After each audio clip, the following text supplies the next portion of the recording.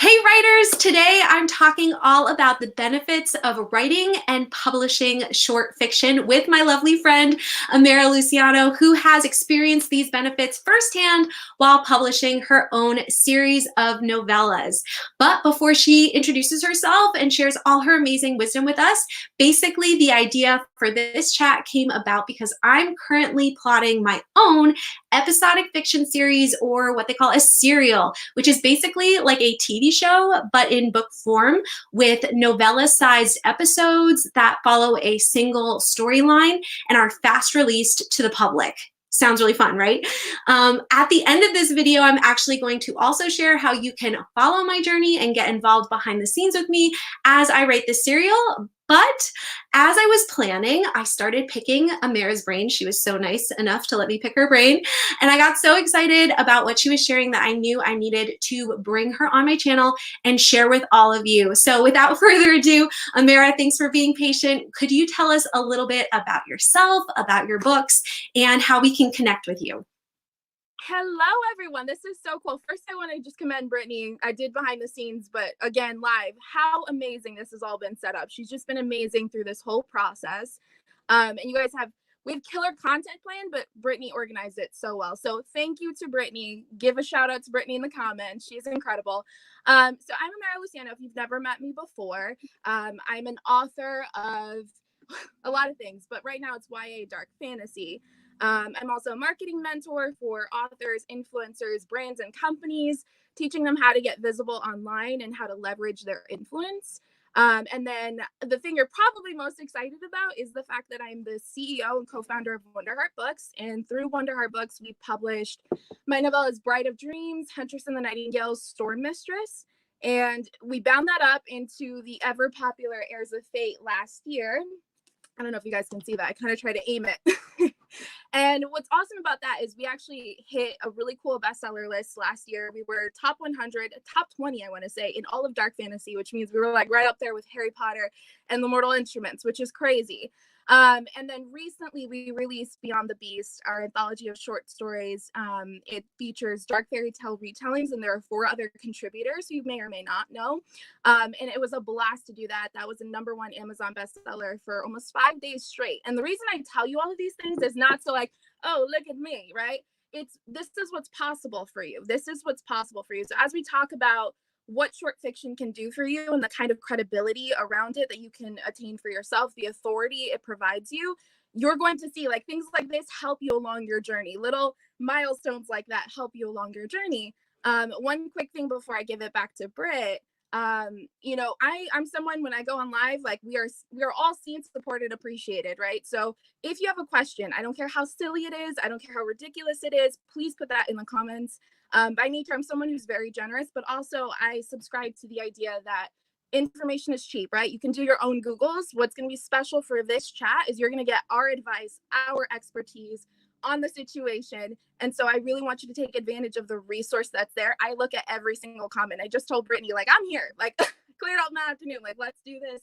I really want to help you guys achieve whatever it is you're looking to achieve. So please feel free to share whatever else is going on, you know, what ideas you guys have, right? Like, I want to know, what are you planning on doing? What are you planning on releasing? I know Brittany's planning on releasing something very soon. So I'm excited to dig into that with her also. So Britt, without further ado to you. Yes, no, I love all of that. You guys, if you're not already addicted to this girl, you need to be. She's amazing. She's super just personable, and she's super active on Instagram and does a lot of Instagram lives. So if you love live like this and you want to talk to somebody who has a lot of experience and get your questions answered and just follow someone else's journey who has obviously had success in this avenue, you should definitely check her out. Again, all of her links are in the description below. So after this live, you can go connect with her in all the places.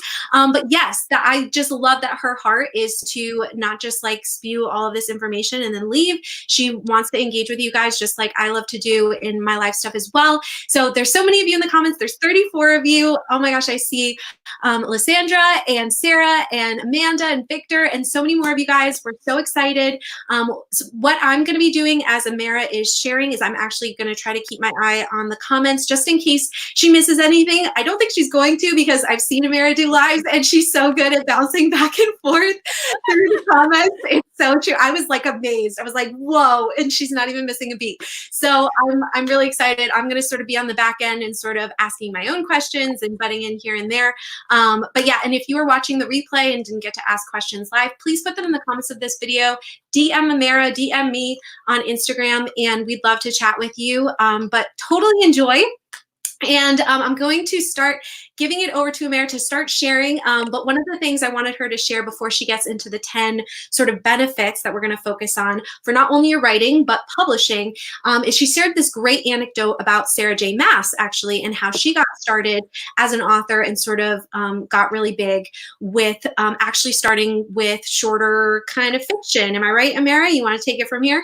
Yes, let's do this. Are we all ready, friends? I'm looking over here in the comments. It's so funny because Brittany's like, you're really good at, folding into the comments in the conversation. This is a new sort of situation for me, so you guys will bear with me. But yes, I like to make sure everyone is answered and everyone feels like, again, seen, supported, appreciated. That's my whole thing. So when it comes to Sarah J. Maas, I thought it was funny to bring this up, and I really wanted to. When I originally did this live chat that sort of inspired Brittany to dig into this more with me here for you guys, a lot of the times you'll find that publishing advice is not to start with short fiction because reason being, there's no investment for a reader, right? They don't know who these characters are from Adam. So, like if they don't know who they are, what's the point in getting invested in these little sort of bite-sized stories?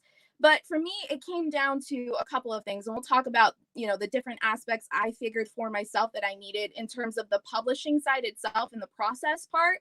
I needed something smaller to work with. And so what's interesting is the first thing I think about when I think about someone who started with short fiction was Sarah J. Maas. And if you guys, I'm sure all of you guys know who Sarah J. Maas is. A lot of you are saying like currently writing my fantasy short stories. Hello. Yes. So you're going to love this. Sarah J. Maas is someone who obviously has been doing this a long time, back since 2012. She started out in fan fiction. I'm sorry, it's not fan fiction. It's fictionpress.com. She started out writing her own original serial story in a way because she would publish it every week and then sort of build on that. And then eventually what ended up becoming the fans of that fiction press, those fiction press days ended up becoming the original Throne of Glass fandom, right? So you want to talk about, I believe, if I remember correctly, and I remember asking her this directly, I think she had something like 1,200, readers, avid readers who were so excited for her work, who were already sending her things like, fan art. And I mean, she got them so invested. And it's because week to week, the drama escalated, right? The characters became, more impactful. And then what ended up coming from that is she obviously went to go ahead and publish Throne of Glass. So when she got her publishing deal, I believe it was in 2010, she got her publishing deal with Bloomsbury. If you know anything about the trad pub side, it's very slow. Like it's a very slow machine, right? So you have to be patient with movement. Sarah didn't know this. Sarah didn't know anything about traditional publishing. All she knew was, I really want to get my book to the people who've been supporting me for so long. So what can we do to, give people what they want in the meantime? Because it was slated to come out in 2012. And it was slated to come out in fall 2012. It was actually a big deal in the trad pub world. Fall is typically when red carpet rollouts happen for those big titles that the publishers are really excited about. And she had no idea, right? So she's talking to her agent. She's like, I don't understand why they're making us wait. And her agent's like, settle down, child. Like, it's going to be okay. We're going to have a great time. Just give us a second. I promise you, this is actually a really good thing. So she's like, okay, fine. So what can we do in the meantime? So she and her agent came up with this idea to propose to the trad publishing company, Bloomsbury. What if we did novellas leading up to the release of Throne of Glass? That way, once we start releasing them in 2011, all the way up until fall, or it was at the end of 2011, I want to say, up until the fall of 2012, people have something, right? They're getting to know who Selena is if they've never known her before. But also my fans who've been waiting so long for the books have new material, right? This is stuff that I've never written before. So, of course, her agent loved the idea. Together, they worked on a proposal. Her agent, which an agent, if you guys don't know, an agent is someone who is your salesperson. Like most people don't understand this aspect of being an agent, but it's a salesperson. That's all they are. So they're your sales representative when they're going to shop your book to editors. So her agent was like, all right, let's do this. She sells it to Bloomsbury. And next thing you know, we've got three novellas that ended up evolving into 5 later on as the series became huge. And it's now known as, what is it, The Assassin's Blade? It's her novella bind up. So the first 3 of those novellas was actually the start, right? And then Throne of Glass came out in 2012. And Throne of Glass, funnily enough, did not hit the New York Times bestseller list, right? So she had this amazing fan base. She had these novellas sort of whetting people's appetites as we were climbing to the release, and still it didn't hit the New York Times bestseller list. But what's interesting is her second book, Crown of Midnight, instant New York Times bestseller list. So we can kind of see like the trajectory of, you know, her having paid attention to fans. And one thing too, I want you to take away from Sarah J. Maas overall, you know, love her or hate her, whatever you guys think about her work, or I know that she's like one of those controversial authors, which is actually a good thing in marketing, right? But she's one of those controversial authors. Love her or hate her, she's fan-centric. She's always about the fans, giving to readers, right? Constantly giving new material to readers. That's always her priority. She's not about, you know, schmoozing with the person left or right. She's not about, you know, climbing the industry in terms of, you know, getting to know people and networking necessarily. She's more concerned with networking with her ideal reader. Right. And we see that again and again. Hence why I'm very intimate with her story, because I like studying icons across the board in any entertainment field, but especially in publishing. Like, what happened? How did the success happen? How do I reverse engineer that? So I happened upon this strategy for myself when I was releasing Heirs of Fate, and the novellas that are involved in Heirs of Fate, I did them slowly. So I ended up publishing the first 3 novellas in Heirs of Fate, which, you know, tie into my new fantasy series, and then I bound them up. And that allowed me to do a bunch of different things. Brittany, do you want me to just dive in, or do you have a strategy for how you want to? I know you had the little cool pop-up things. Yes, I do. If you feel like we're getting there, then I'd love to jump in. Basically, guys, we have 10 benefits that Amara's going to talk about, and I love that I can just like sort of sit here and like glean and like be a part, but like she's so good at presenting everything. So I'm just like totally enjoying this. I hope you guys are taking notes. But we are going to sort of separate it into 2 different sections. So first, we're going to talk about how short fiction benefits your writing skill and your process. And I'll pop that first one up for you, Amara. And then the second group we were going to talk about is how short fiction benefits your publishing process and marketing. And also, we're getting some great questions already. I am writing them down so that we can go back to them. And if there's any of them that I think are super pertinent while Amara's talking, I'll like butt in and be like, I have to add something. But otherwise, I'm going to save it till the end so that we can sort of just continue in the stream of thought. So the first one that I'm going to pop up, and you can feel free to start here or whatever you want to do. This was the first one we had. This is perfect. So actually, I just wanted to point something out. Victor said something really cool. Dickens did the same thing. His stuff was serialized. Great Expectations. Am I right? Yeah. And that's one of the things that it's interesting, because this is something that a lot of, you'll look at your historical, your classic authors, they actually did that, right? Like, you know, they used to release in pamphlets. They used to do them in segments. They didn't always have like the great, you know, novel, you know, ready and ready to be circulated. It was smaller stuff that actually got their name out. And oftentimes that's how they got the deals that they did eventually in that time when publishing was a thing. So I thought that was pretty cool, and I wanted to point that out. Victor, very cool comment.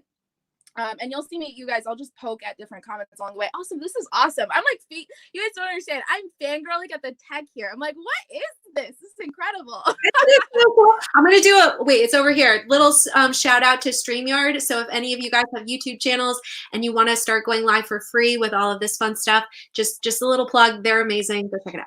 Yeah, I'm so stoked. You guys, I'll be doing a Social Distance Book Fest this Saturday. They're using the same platform. And I was telling Brittany, this is perfect because I'm getting familiar with it. But she's also incredible behind the scenes, just knowing where everything is. I can't even imagine what it must look like on your side.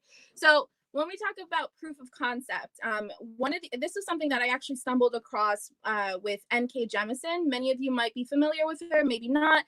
She's a Hugo Award-winning science fiction and fantasy author. And she actually, one of the things that she does before she even dives into a brand new series, a brand new world, she will do something called proof of concept. So she'll write a short story. Very often she will have, you know, published it in a magazine of some kind. And that also, that's something I want to tie into as well. And there are differences between short stories, novellas, and anthologies. And we can talk about all of that and the different benefits therein of just being a part of each one. But she did something really smart where not only was she doing a proof of concept of the world, right? Like, is this world working?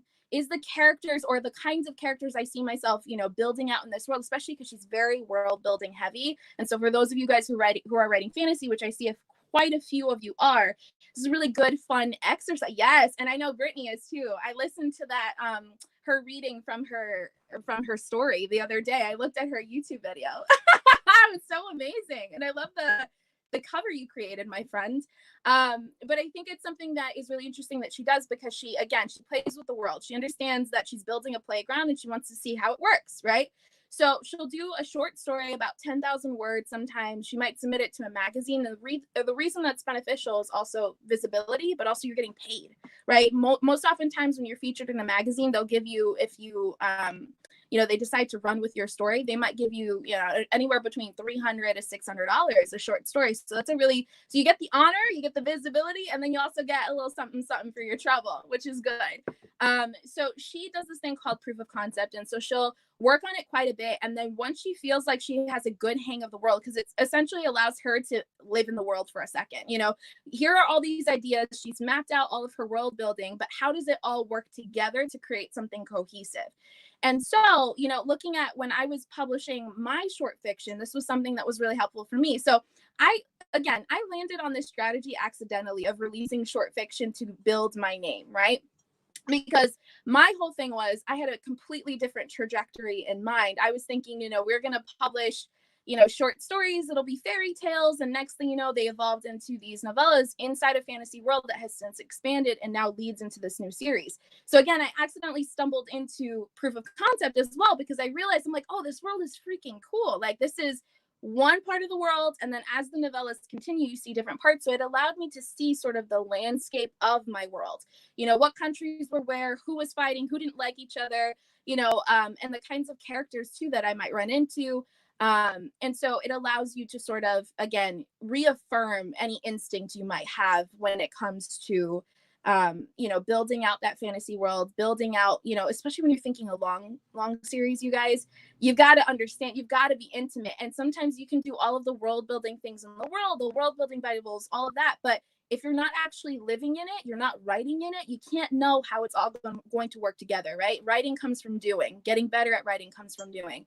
So that's a really insanely awesome benefit. You mentioned magazines publish short stories, says Marion. Can you name a few? Oh, there are quite a few. There's Shimmer Magazine is one of them. You know, DM me, I will send you some. But also if you look at authors like Roshni Chokshi, you know, I might just put that in the chat real quick. Roshni Chokshi. There's another one. She's not quite published just yet. She has a deal on the table. Again, DM me, I will get back to you. That's one of those that I'll have like a little list. But if you look at some of your favorite authors, you might have seen that some of them actually got their start in magazines. So I bring up Roshni Chokshi as a really great example, because before she actually landed her deal with Macmillan, she ended up, you know, first doing submissions in a magazine, and she was also published by the Book Smugglers, and they have since created their own like mini indie press, and they created a short story cover for her and all of that, and so she was published for the first time that way. So I would challenge you, Marion, to take a look at some of the authors that you really admire. Oftentimes they'll also have like a list somewhere on their website. It'll say, you know, previously published here, and then they'll give you actually a full list, their full body of things that they've, you know, been featured in magazines. So when I point out Roshni Chokshi, she actually has a page on her website dedicated to it. So you can take a look at some of the magazines, and she is fantasy, and most of the magazines tend to do sci-fi and fantasy. So that's a really good thing to try. And yes, I see Alex says Strange Horizons. Yeah, that's another one. Clark's World. Yep. Those are all big ones. Good, Alex. I love that. Thank you. Thanks for the help there. As Amara takes a sip of her tea or coffee, whatever she's drinking, because I want to give her a second to breathe, I also just want to pop in and say too that this is something that I see, like even traditionally published authors telling people to do and doing behind the scenes, maybe not in a public way, but I'm taking Tomi Adeyemi's writing course right now, and she's talking about at least coming up with a premise or a pitch and like pitching that to your friends. There's also the concept of writing like a full synopsis of the story. So it's like a 1-page or 2-page kind of from beginning to end. Like, this is what I see, where I see the story going. This is like the main arc of the story. And then having those trusted friends or that small group to just be like, hey guys, what do you think about this? And they will tell you like, I love this. I don't get this. This is a question. Like, I love this part of the world. I want to see this character be the main character. I don't want to see that character. I want to see this one. Yeah. And I'm doing that right now. Sorry if you hear the rain. It just started raining like crazy outside. Raining too. Just like thunder and stuff. Anyway, but yeah, so the idea too of like somehow doing a proof of concept, even if you're writing a full-length novel, is to like get it out there so you don't spend like years of your life writing a book that's either never going to get you traditionally published, or when you self-publish it, it's not going to grab anyone. So I'm going to pass it back to Amara, but I just wanted to put that in there. That's actually a really good point. And Britt, we can move to netting interest as well, because this is actually going to tie into that really beautifully. But that's a really great point. And it's one of those things where I think a lot of people don't realize, like, for instance, I'm helping someone right now work on their query letter, and essentially it's pitching, right? Which I love pitching.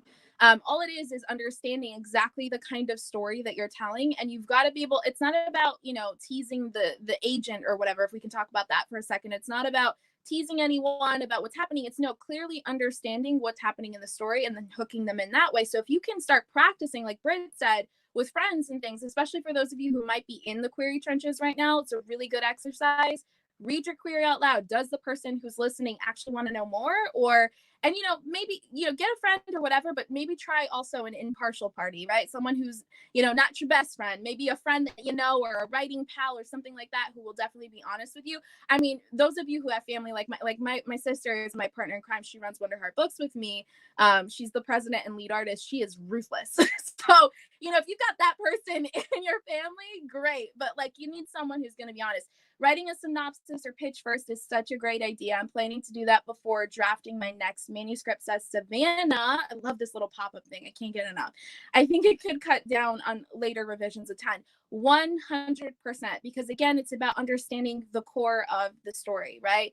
Understanding what it is you're actually trying to do with it, how you're trying to, and then that evolves into how to sell it as well. So it helps with revisions. It helps you have a game plan, yes, but also how to sell. So when we talk about selling too, and netting interest is really important, a really important factor when it comes to short fiction.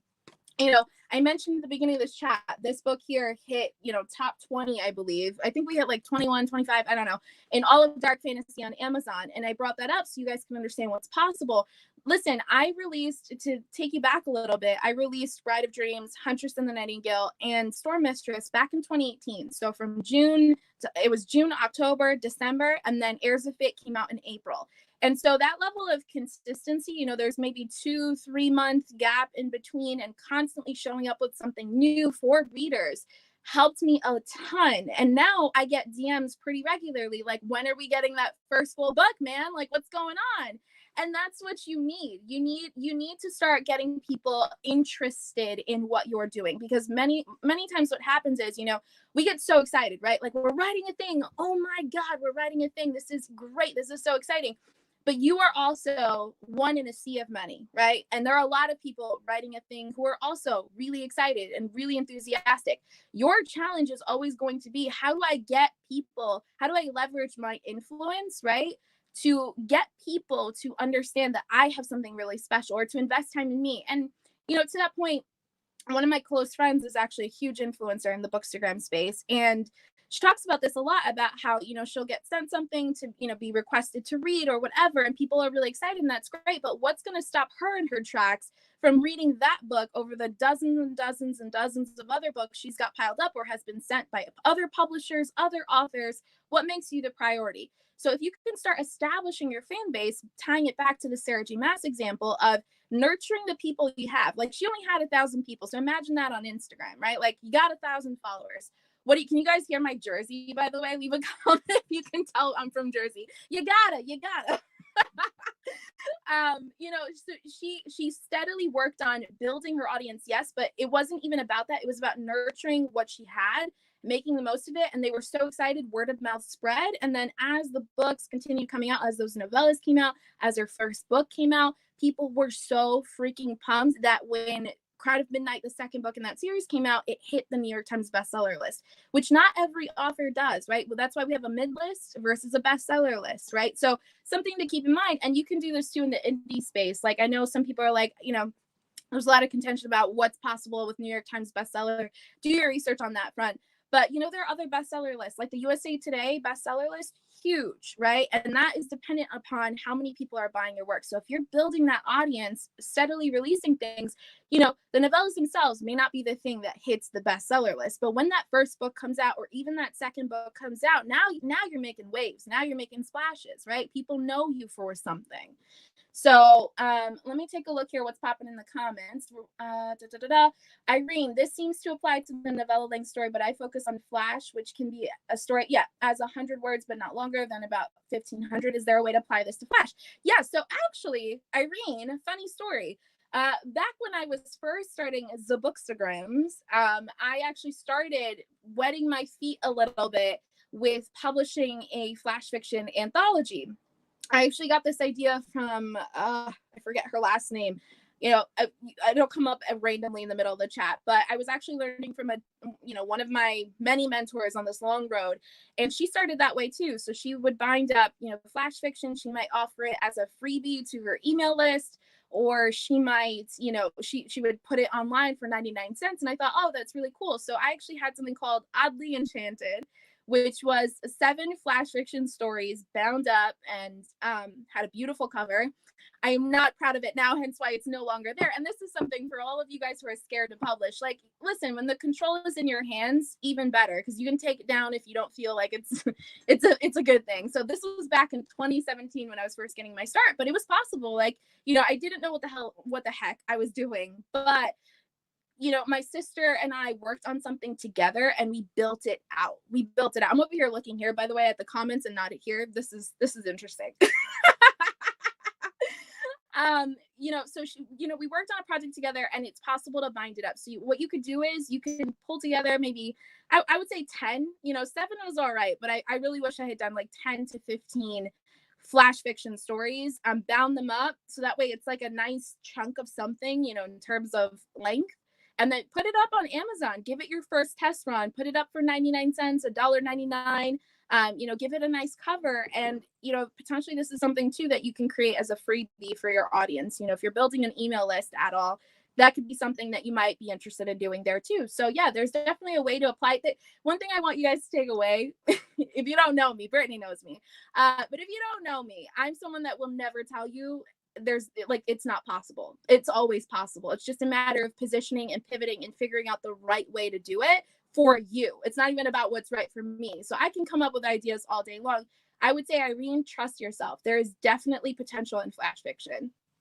Can you also real quick address this question and sort of like how long are your novellas? Like, how long are we talking? There's so many different ways to do it, but like, which way did you do it and which way are we sort of focusing on in this live? Nice, Victor. I like that. Thank you so much. So when we're talking short fiction, right, there are different tiers in short fiction. You've got flash fiction, like Irene pointed out. You've got novellas, like I pointed out, and also short stories, right? So flash fiction is kind of what Irene was saying. It's about 1,500 words, like maxed out 1,500 words.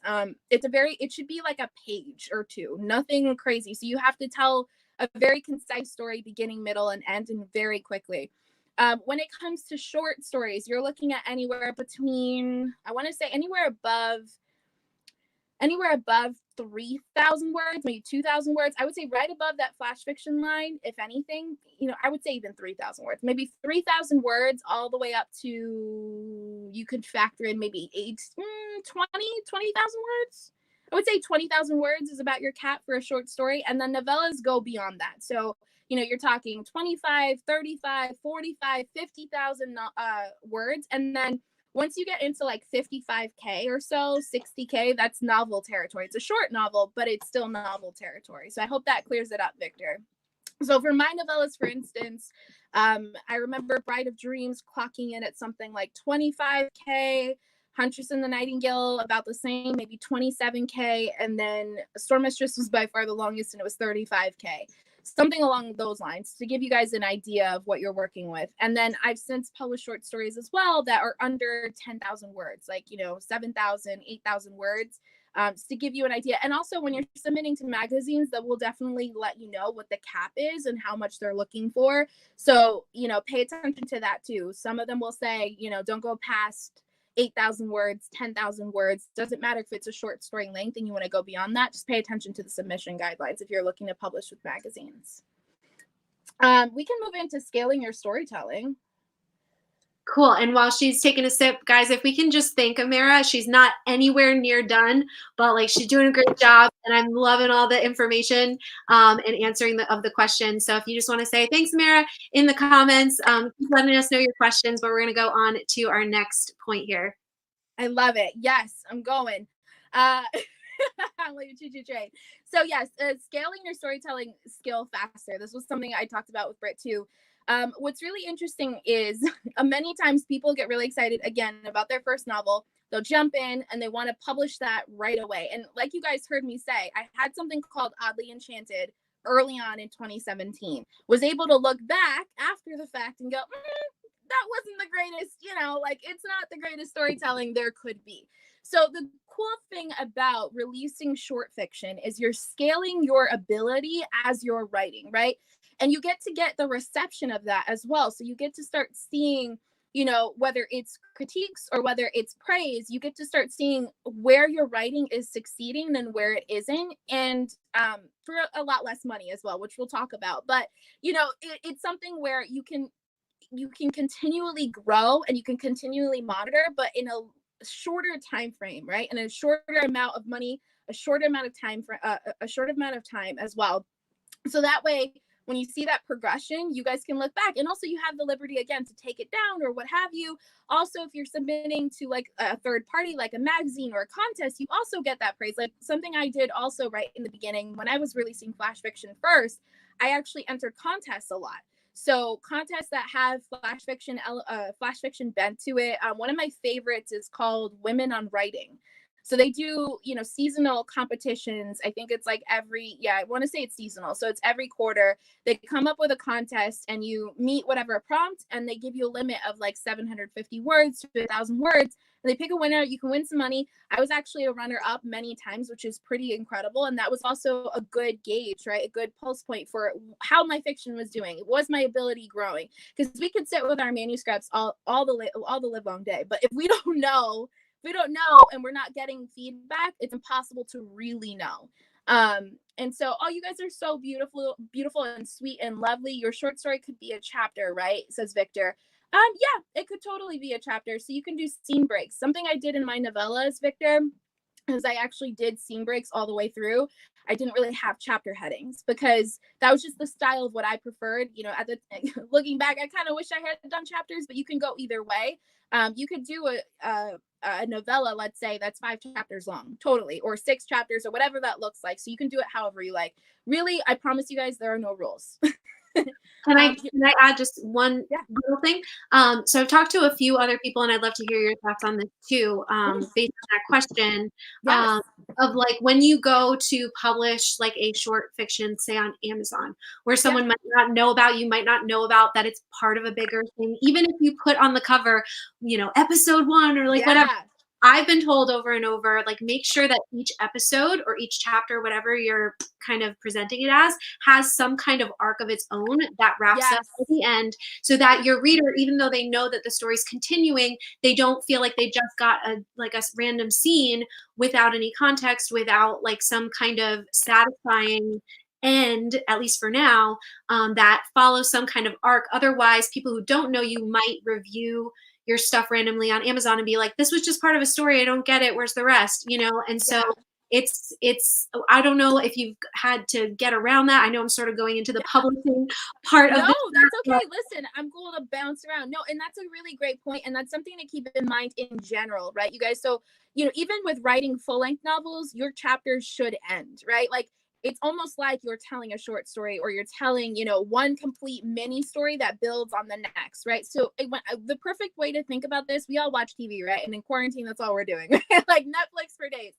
Think about how when you're watching a TV show, you're taken on a journey and it ends, and then there might be potentially a cliffhanger or something, to entice you to watch next week, but you always feel like the story ended. The only times that's not the case is if it clearly says, this is a part 1 sort of episode, or even in the case of, think of the Avengers. I don't know how many of you guys are Marvel fans, but when Infinity War came out, right, that was part 1 of a saga, that like an ending saga, right? Like a finale. Think of a finale of a TV show. Then they came out with Endgame, and that was part 2. So each movie had its own story to follow, but they build and bridge, right? So yeah, 100%, totally. And especially with episodic fiction, a good marker for this too is to look at something like Wattpad, the successes on Wattpad, right? So when they do their episodes, right, they do their chapter updates, you'll notice they take you all the way through, and they might leave you at a cliffhanger, right? But the story ended for now. And then your whole thing is, oh my God, I need to know more. I need to know more. You guys are amazing. Thank you so much for saying I'm awesome. So is Britt too. Yeah, and Brittany, I love it. Any advice for pacing your short story? Heard about yes, but no. And method, are there any other methods you've used to pace short stories? Yeah, I would say the biggest thing, Alex, for that is to think about where you leave off. Again, a good example of this is TV. Like you'll notice, one of my favorite shows is Jane the Virgin on CW. They've since ended. One of the best parts of the writing of that show, and I would challenge all of you guys to watch all of your TV with a new lens, with that writer lens, and check how they go from, character to character, POV to POV, where are they leaving you? But one of the best parts of that show was how they moved from POV to POV. So like usually it would be either a representation, like there would be a character, the next character would pick up the dialogue where it left off, but in a new setting, right? So that would make it funny. So if somebody left on a cliffhanger type of thing, they would take that same dialogue, kind of use it to set the scene of the next person. And it might be something completely different. Someone might have died here, and then next thing you're laughing crazy, right? So it's just about where you pick off, where you end, and where you pick off. So set the scene based off of what you did in the last, in the last scene, and even chapters. That's one of my favorite things that I'm trying to sort of practice now, especially with my full-length book, is, even though my POV character might be somewhere completely different, what was the last thing that happened, that was said, and allow that to sort of set the stage again for that next POV, so that we can see, even if it's, again, different setting, but somehow pull it together so it feels cohesive, right? So yeah, 100% with pacing. And also, I think pacing plays into structure as well, you guys. So pay attention to structure. I know Brittany's a big fan of Save the Cat. So am I. Huge, huge fan of that. And that protects your pacing a lot. As you go through, you'll notice, like, as you get better and better with it, you'll notice that once you start practicing those beats, for example, you get better and better in knowing when you should sort of pick things up and when you should dip, right? So pay attention to that structure, but also where you're leaving off, if that makes sense. Yeah, and I'll just add in there too, at the back of Save the Cat Writes a Novel, the book by Jessica Brody, she has a little section about writing a series, and I've sort of been looking at that in an episodic kind of fashion. And again, I can't prove that it works because I haven't technically done it yet, but the theory is that the season of episodes would then follow the Save the Cat method. So Yep. like different episodes would follow each beat maybe, or a couple different beats. And then within each episode, you're also trying to follow that arc. Maybe not every single beat. Exactly. But Yes. like at least having like the midpoint and having the all is lost and having the setup. And I don't know. Yeah, I'm just going to throw out another TV show, but Ben and I have been rewatching Avatar: The Last Airbender while we've been in quarantine. I know. I love it. So as we've been watching it, I've actually had the beat sheet out with me and being like, oh my gosh, they just did the setup in like 5 seconds, like they just did like the like sometimes when I'm watching a movie too with Ben, I'll be like, oh, I think this is the midpoint. Can you pause the video? Because I want to I relate so hard. I'll watch something with my sister and she's like, can you shut up? Like, I'm trying to watch the movie. I'm like, but they did it so beautifully. I know, and that's the only beat that I'll say, because otherwise I would totally ruin stuff for Ben. But I'll always be like, can you pause? I need to see. And it's like right in the middle of the movie. I'm like, yeah. Yes. So as you're recognizing those kind of things too, especially for you guys who feel more like pantsers than plotters, like if you can internalize those kind of beats, then as you're writing, as you're just like, getting your story out there, you're going to have that sort of within you. But yeah, there's that thought of like treating the season with all of those different beats sort of spread out throughout different episodes. And then within each episode, making sure you're making like at least hitting the main, like I think she calls like the 5 foundational beats or something, Mhm. at least hitting those within each episode. So Yeah. sidebar. It would be pretty hard to try to get every single beat, but you totally can. But it's a good benchmark to know the flow of you could do this with your scenes, you could do this with your chapters, you could do it with your episodes. I would say too, one big thing to pay attention, heed me all, is not to overburden yourself with this in the beginning, right? Like you want to be aware of it and, not knocking anyone who outlines or whatever, like that's totally cool. That's great. But sometimes I think when we know structure so well, like this has been something that I've dealt with a lot. It creates a lot of doubt at the same time. Like, am I doing this well enough? Am I hitting the beat perfectly? Which of course you're not until you get to the revision stage, but you might not know that. You might not know that going in. And so whatever is going to allow you to actually write, do that, but just be aware of that, especially if pacing is something you struggle with. And I'm sure when you get feedback, if you get that kind of feedback, pay attention. That might be your biggest, misstep in terms of, what you're missing in your writing structure, big time. We can go into experience working with a professional editor because this is so huge, you guys. We all know that editors range in pricing, right? I saw Bethany was on here briefly, and I know she talked about this in one of her videos. I'm not huge on YouTube, you guys, but I will pop in and take a look at who's doing what every now and then. And I did really enjoy that video because she talked about pricing and what her experience with different editors, etc. And so something to understand with editing, if you don't know, it's expensive, right? And you can find an editor to do a good job at, varying price points. It's really not so much about the price. It's also about who you feel comfortable with, who's actually going to take you to the next level as well in terms of your writing, who's really going to understand what you were trying to say, understand the vision of it going forward. So when it comes to editing, not so much of course price is important, but also like who would be the best experience to have that with. But with novellas or short fiction or whatever, if you're planning on releasing it, you could do that at a cheaper rate, right? Because the word count oftentimes is cut in half. So like I mentioned to you guys, and actually more than half. So I mentioned to you that my longest novella, Inside Heirs of Fate, was Storm Mistress, and that was 35,000 words. So, you want to figure a figure, I have a hard time saying that word.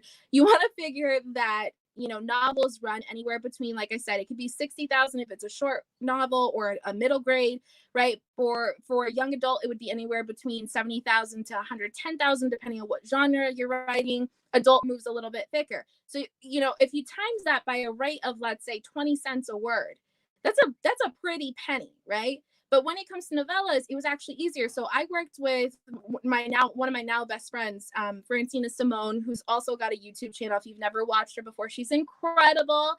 We actually met through her YouTube videos, and I worked with her professionally first before we became like lifelong best friends. But she actually, it was fairly inexpensive. I think I spent something like a few $100s. I want to say I spent a few $100s. And you want to figure that when you do longer fiction, you're talking about 1,000 or more, right? 1,000 or more to publish a longer story, depending on who you're working with, what their rates are, also the kind of editing that you're looking to do. For me, it was really important to do developmental editing because I knew my craft was not anywhere near what I wanted it to be in order to have a published novel or even a published anything, right? If we could talk about Oddly Enchanted, like I mentioned in 2017, that told me a lot, right? Like looking back, I'm like, oh boy, you really did. You put that out there, huh? But I'm all about trying before you're ready, right? Doing before you're ready. You learn as you go. You have to get comfortable with failure on, any creative journey, any path, any life path in general.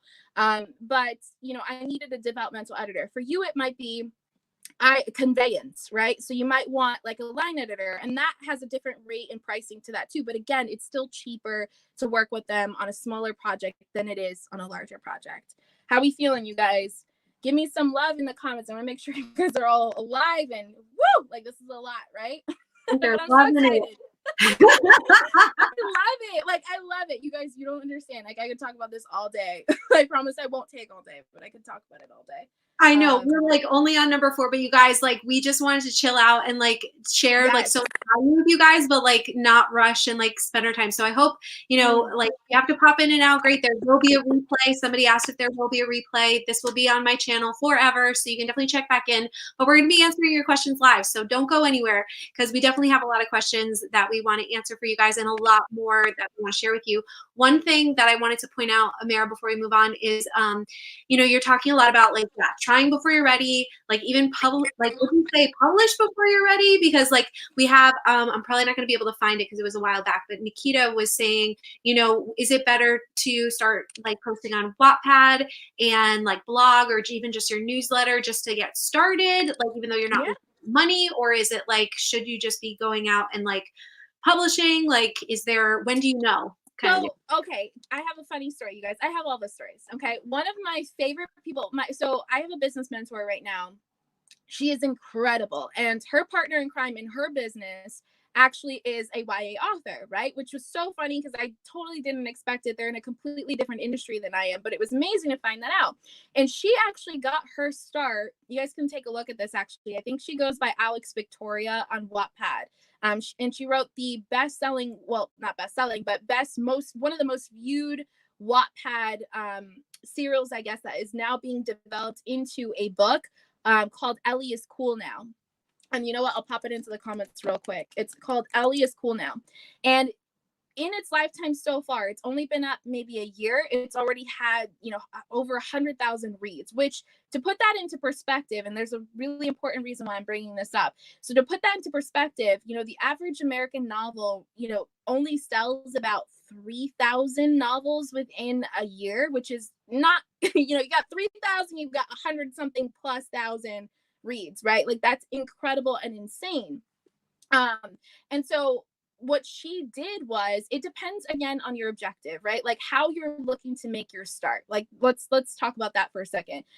It depends on how you're looking to make your start. So if you're someone who's like, I want to test the waters, like I did when I was publishing novellas, part of my reasoning for that, yes, all of these benefits came to me later, and I figured out why it was so beneficial. The big reason, the deciding factor, was because I needed to test, right? Like, you know, I'm all for, like I said, trying before you're ready, publishing before you're ready. But for me, and also cost-wise as well, I was starting this business with my sister. We were investing in it together. So I wanted to try to make as many wise decisions as I could. And I didn't want to invest yet in a full-length novel, especially because as a writer, I didn't feel like I was up to snuff for it yet. And I don't say that in terms of like limiting belief, right? But in the sense of practically, realistically looking at it, I knew I could improve. So I needed to dip my toes into the industry. I needed to get my start in a small way. That might look different for you. For you, it might be starting a blog. For you, it might be jumping into Wattpad. But to continue Alex's story, you know, she jumped into Wattpad with her writing partner. They wrote it in alternating chapters, and they did it very strategically to get a publishing deal. Because if you don't know, Wattpad is very connected in the industry. Wattpad has a lot of ties to different publishing companies. They also have a lot of ties to production companies, entertainment companies. So if you get a certain amount of reads, right, and you start surpassing certain standards within the community, let's say you win a Waddy Award, you actually can get shopped around to different studios. And they can then work on making a movie. You could also get shopped around to different editors. And so she ended up, you know, using influencer marketing as well, but like they ended up building a huge campaign around it. They ended up publishing it weekly. And then by the time it was done, they had a publishing deal on the table. They had a movie deal on the table, and all from starting in that way, because for them also, you know, they didn't want to write a whole novel and then have to sell it afterward, right? They wanted to write as they were inspired and get into it and then just see what happens. And then also strategic on the marketing side with what they did there and investing in interesting ways. So rather than, to put this in a perspective, rather than investing in a professional editor, in a cover or whatever, they did something quick, put it up on Wattpad, and they invested their money in marketing more so. And then they leveraged all of the attention on the Wattpad reads to then get her that deal. So all that to say, different starts make different stories, right? And also there are different ways to get published. It's not as simple as indie and trad. There are many variations in between. You can get a trad pub deal in, in a multitude of ways. It's not just pitching agents, right? It's not just the standard that's set before you. That's one way, but it's not all the ways. So you can do it however you like. Start a blog, start a Wattpad. The person that I'm helping query right now, he is an indie published author. He just put out his book during quarantine on Wattpad. It's gotten over almost close to 3,000 reads in the 2 weeks he's had it up, which is incredible. And remember that statistic I told you guys about, how it's 3,000 books sold for an average lifespan of an American novel. That's incredible. And so if he continues building that out, that's a statistic that we are pulling into the query letter as the reads keep growing and as he keeps drafting the query letter. We're putting that in there. And, we're very obvious about like temporary publication of Wattpad. There's a willingness to take it down, right? But it's there. And so it's a leverage piece. So you just have to figure out how to position yourself. And that could be one way to get your start. People start getting invested in your blog. They start getting invested in your Wattpad. You start practicing your marketing as well. Guess what? You develop a readership similar to Sarah J. Maas, similar to Alex, similar to me. Does that make sense, you guys? Everybody feeling me? Everybody good? Oh yeah, totally makes sense. If you guys are still loving this, make sure you're hitting the like button on the video and giving some more shout outs to Amara in the comments, because yeah, you're just rocking it. If you're cool, I think that's a great segue into this next point of establishing your authority and credibility. And I'll just give Amara one more second to like breathe. Because I'll say too that like for me, some people, as I'm talking about doing like a serial, some people are like, well, you might not make as much money, and we'll get into all that. I'm sure we'll talk about it closer to the end. But like for me, I think at this point, my goal is to like grow my readership, and I can't grow my readership if I don't have a book.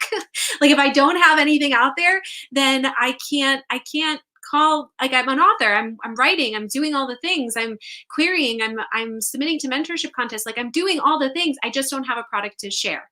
And so I'm sort of at a point, especially as traditional publishing right now in this moment, in this crazy period of our time, is slowing down a little bit because they're having to readjust and they're having to strategize and figure out like how they can even like sell physical books and how they can, continue moving like they are moving, but it's a lot slower. And so I've just sort of pivoted and been like, okay, I have projects out here that I'm querying and doing this, but like my goal the main goal with the episodic fiction is to get my work out there, to start getting a readership and to start connecting with my fans and to get feedback so that I can keep writing, so I can keep delivering stories and connecting to my readership and growing my skill. So for me, I want to publish it and make a little income on it, but that's not like my main focus,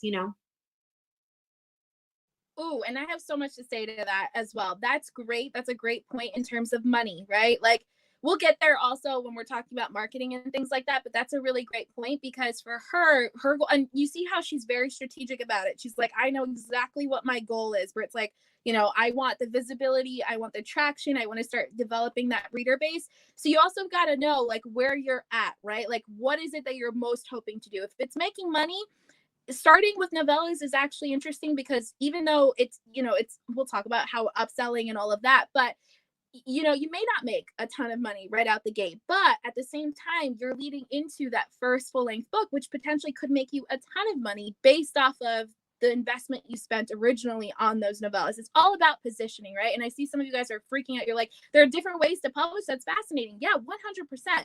Be a trailblazer. Like someone was like, oh, is Medium a good platform? I know that they do a lot of articles and essays and nonfiction on there. Be a trailblazer. Maybe try, what would it be like to post serials on Medium?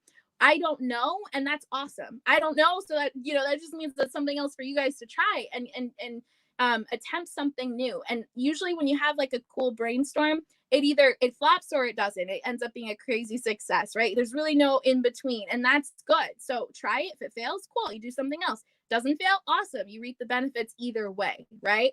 And I love that she also talked about, the visibility and also what's happening right now in TradPub. So this is really important for you guys to understand. And I could talk about this for a second too, because I have, friends in TradPub. One of my closest friends is traditionally published as well. So she always keeps me up to date on what's going on the other side of the fence, right? In the other pond. And what traditional publishing is struggling with right now is positioning, right? Like what to do. So there's some talk of like, is it weird to sell right now? Like, should we even be promoting books right now? Of course you should. It's a business. You got to keep doing that, right? Like that's no brainer, but people are struggling because they don't really know, what's the value of my book in a time like this? Well, I'll tell you, like if you guys have books out, if you have any fiction out, the value of you having a book right now, think about how badly you yourself have needed a reprieve or an escape. Netflix, there's a reason we all run to Netflix or the first book on our TBR. It's because we need something to get away from the craziness that's happening right now. And in TradPub, the other big struggle that they're having right now is how to get the word out about these authors who are coming out. So of course there are the big names, right? Like I know Cassie Clare has just had a book coming out. A lot of big names have had books coming out, but what about those mid-listers? What about those debuts?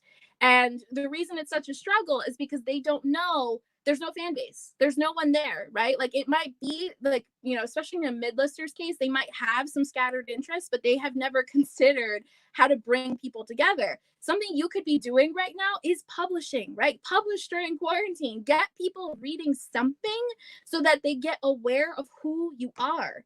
Give it's like a calling card, right? Like get them something right now. It doesn't have to be perfect. It doesn't have to be amazing. Post it for free. Eat all the better, right? Like, it's all about, the spectrum of value as well. Like if you got something free out there, right, people are less likely to be really critical because they know it's free, right? Versus you've got something that you've put money into and it has like a big splash, you're going to get more criticism, obviously, because they paid money, right, for it.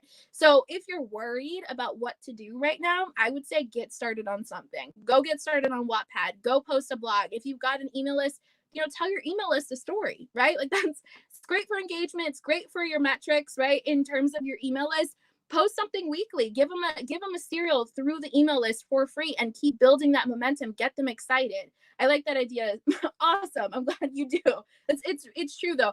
So important right now, you guys, when there's crisis happening, when anything happens. I know there's a lot of talk too, if we can get real for a second about a recession. I want you to think about how many companies had their starts in the middle of recessions and depressions, right? How many people created incredible things during these horrible moments in history. So think of Walt Disney. Like Walt Disney is prime example. He got started investing in Snow White in the middle of the Great Depression, and he raised the money for it. And now we have the empire that is Disney. Imagine if he had said no. Imagine if he was like, this is not possible. So I want you guys to take that into perspective. So whatever it is you want to try it now more than ever. People need hope more than ever. And so, to talk about authority and credibility, build that authority and credibility by doing something, And so novellas, short stories, short fiction, a great way to get that start and get the word out about who you are. So people go, oh, she's an author. You can claim that title, right? Like you can say, listen, I'm a published author now. Oh my God, she is? Holy cow, right? Like that's amazing. And so, you get more visibility as well as the more credibility you build yourself by what's happening in your backlog, how you're building your publications. Okay. Woo! There is so much goodness going on in here. I just can't handle it. And I know everybody's just like sitting here like glued to the screen. So let's move in. We sort of have started to move in there, but as we turn the corner on our hour mark, we're just gonna like hang out with you guys. Hopefully you're okay with like long form content, but just chill out with us a little while longer because we have a few other really great things. And Amara, I don't know how you feel about this, about at some point we can do a part 2 if there's like too many questions that we can't handle. I would love to do that. But yeah, let's move in even more into that publishing arena. And can you talk a little bit about developing a publishing process and how short fiction helps you do that? Awesome. Yes. Okay. Moving right along, you guys. I promise I will get to you as much as I can. So developing a publishing process, smaller scale and quicker. So we talked a little bit about this when we were talking about structure and the beats and all of that, right? So there's the writing process and then there's the publishing process. So for one thing, you're learning on the writing end of things when it comes to short fiction, how to tell a concise story very quickly, right? And in a small sandbox, right? You're giving yourself a limit already right out the gate. So there's no room to actually continue on into those big novels that sometimes happen, right? Like in the middle of camp or something, right? Camp Nano. Like next thing you know, like you go from 55,000 to 100K and then it's 150K. You're like, oh my God, I've got my work cut out for me. So you can do that on a smaller scale in that sense, but also the publishing process overall. Because as we, you may or may not know, but I know, and Brittany, I'm sure knows, and I'm sure if Bethany's on here, you guys go check out Bethany's books as well. There is many stages in publishing, right? So you want to figure writing is just one part of it. And then you've got you've got pre-launching, you've got launching, you've got maintaining interest post-launch. So there's the marketing element behind it. There's the actual metadata. There is the actual posting the book and putting the metadata, putting the sales summary together, putting the covers together, putting goodness, there's so many different things, and I'm sure you guys can find different checklists online and things like that. It's one of the things I help my clients get through, because they're always stressed out about how many stages there are, and also making sure that they're getting to them in a feasible amount of time, right? In the perfect amount of stages, right? So that way they're not taking too much time, and they're not taking forever to get through everything. So you get to do that in a smaller scale and more rapidly. You'll notice my novellas, again, they came out June, October, December. That was intentional, and that was because we were growing. That first span, June to October, we were still, picking up the pieces after releasing Bride of Dreams. Oh my God, that was crazy. That was a whirlwind. And also assessing what worked, what didn't. And then we moved really quickly into the last two. And so we were able to release them fairly quickly because they had been written already. And I was essentially just working on the revisions of them. But that could happen quickly because they weren't huge, right? They weren't these huge, massive manuscripts. So you want to think about that. And we could talk about cover design as well. So when it comes to experimenting with cover design, I know a lot of you guys are stressing out about that in the comments. Should I post a cover or should I not? It depends on the platform, right? So if you're doing it blog style, email list style, you may not have to, right? They're just looking for the body of the story. Now, if you're doing Wattpad, that usually requires a cover, and you can do something really simple in Canva. I know Brittany had an incredible stand-in cover for her upcoming novel, and I'm sure she's probably talked about how she's done that. So, there's different ways to go about it. Now, when it comes to actually putting a price tag on it, I would say be careful, right? Bethany and I are both in Publish and Thrive by Sarah Cannon, the course that Sarah Cannon runs now, I think bi-yearly. I'm not 100%. And we see a lot of different covers, and I know Bethany has shared some of the stages as well of what her cover design has looked like. If you are not experienced in, Photoshop and all the things, but it's not even just about that. If you're not experienced in what grabs people, so what colors would work? What colors work in your genre? What kinds of fonts work in your genre? Also, what would grab off the shelf, right? To tie it back to Sarah J. Maas for a second, full circle moment. She just did her live stream extravaganza moment for her next book. What is it called? I'm losing it. It's the adult novel she just came out with. I should know. Crescent City, I think. Yeah. So she talked about that, about how when, they were putting together the cover, if you guys ever got a chance to watch it, they came up with an artist. He did the art, and the colors were not saturated. They were, all kind. It was an art piece, right? And it was really beautiful. She was obsessed with it, and she's like, "That's what I want for my cover." That's the author instinct. That's the writer instinct, right? It's perfect. But actually, her publishing company knew, yeah, it's beautiful, but it's not going to stand out on the shelves. So they washed it in red and gold, and now we have this bold cover that everybody is talking about right now, and everyone is holding up. So, you guys can come with your ideas, right? And that's part of partnering with a cover designer. This is what I'm thinking, and, you get to go through different drafts and stages with them. But ultimately, you want to trust someone who understands what grabs people's attention, not just what your instinct is, but specifically what would actually move the needle in terms of marketing, right? So you get to test that on your audience, right? So let's say one of my favorite things that big indie authors do, especially in romance, you'll see this with Jessica Hawkins, you'll see this with Stacey J, you'll see this with, who's another one? Candy Steiner. So these are big romance indie authors. And one of the things they'll do, Jessica Hawkins just did this, she came out with her Violent Delights trilogy last year. She is incredible at what she does. And I think she does the covers herself. I'm not 100% on that. They were amazing, so eye-catching, wonderful. A year later, and this is great too for upselling, right? And getting people to get excited again. She created a new set of covers to appeal to a different audience. So she almost essentially tested out what happened that first year with the covers that were released the first year. And then now, if no one knew about the books, she's put out these brand new covers across the board, and it might appeal to a different kind of reader, but who would still love the content. And also she gets to promote it again, right? Like, brand new covers, you guys, take a look, let's go. And so now she gets to make those book sales again. Do you guys see how the thinking behind a cover is much more than just what would look good initially to you? It's strategic, it's marketing. You know, as a graphic designer, I have to agree with you 100%, 1000%. Nikita says, Victor says, please don't use Comic Sans for your covers, LOL. Yes. Yes, you guys, please leave it to the professionals, please. Which is why, like, my sister, to give you guys an example too of art versus graphic design, my sister's our artist, right? She's our lead artist. She's responsible for the beauty of this. However, like, the detailing, the backgrounds, right? Where the fonts went, the layout, even internally, you know, this title page, we did not do that ourselves. How it laid out on the back, did not do that ourselves. She did the art, but we had a cover designer come in and actually make sense of it all, right? And make it something that was actually going to be a really good, tangible product. So you got to think about your stuff in terms of products, and also, like, what's the return on your investment, you guys? So if you're doing a free platform, like I said, do a free cover. Makes sense, you know? If you're doing something that's paid, spend a little extra money to do something professional. We could talk about developing a launching process too.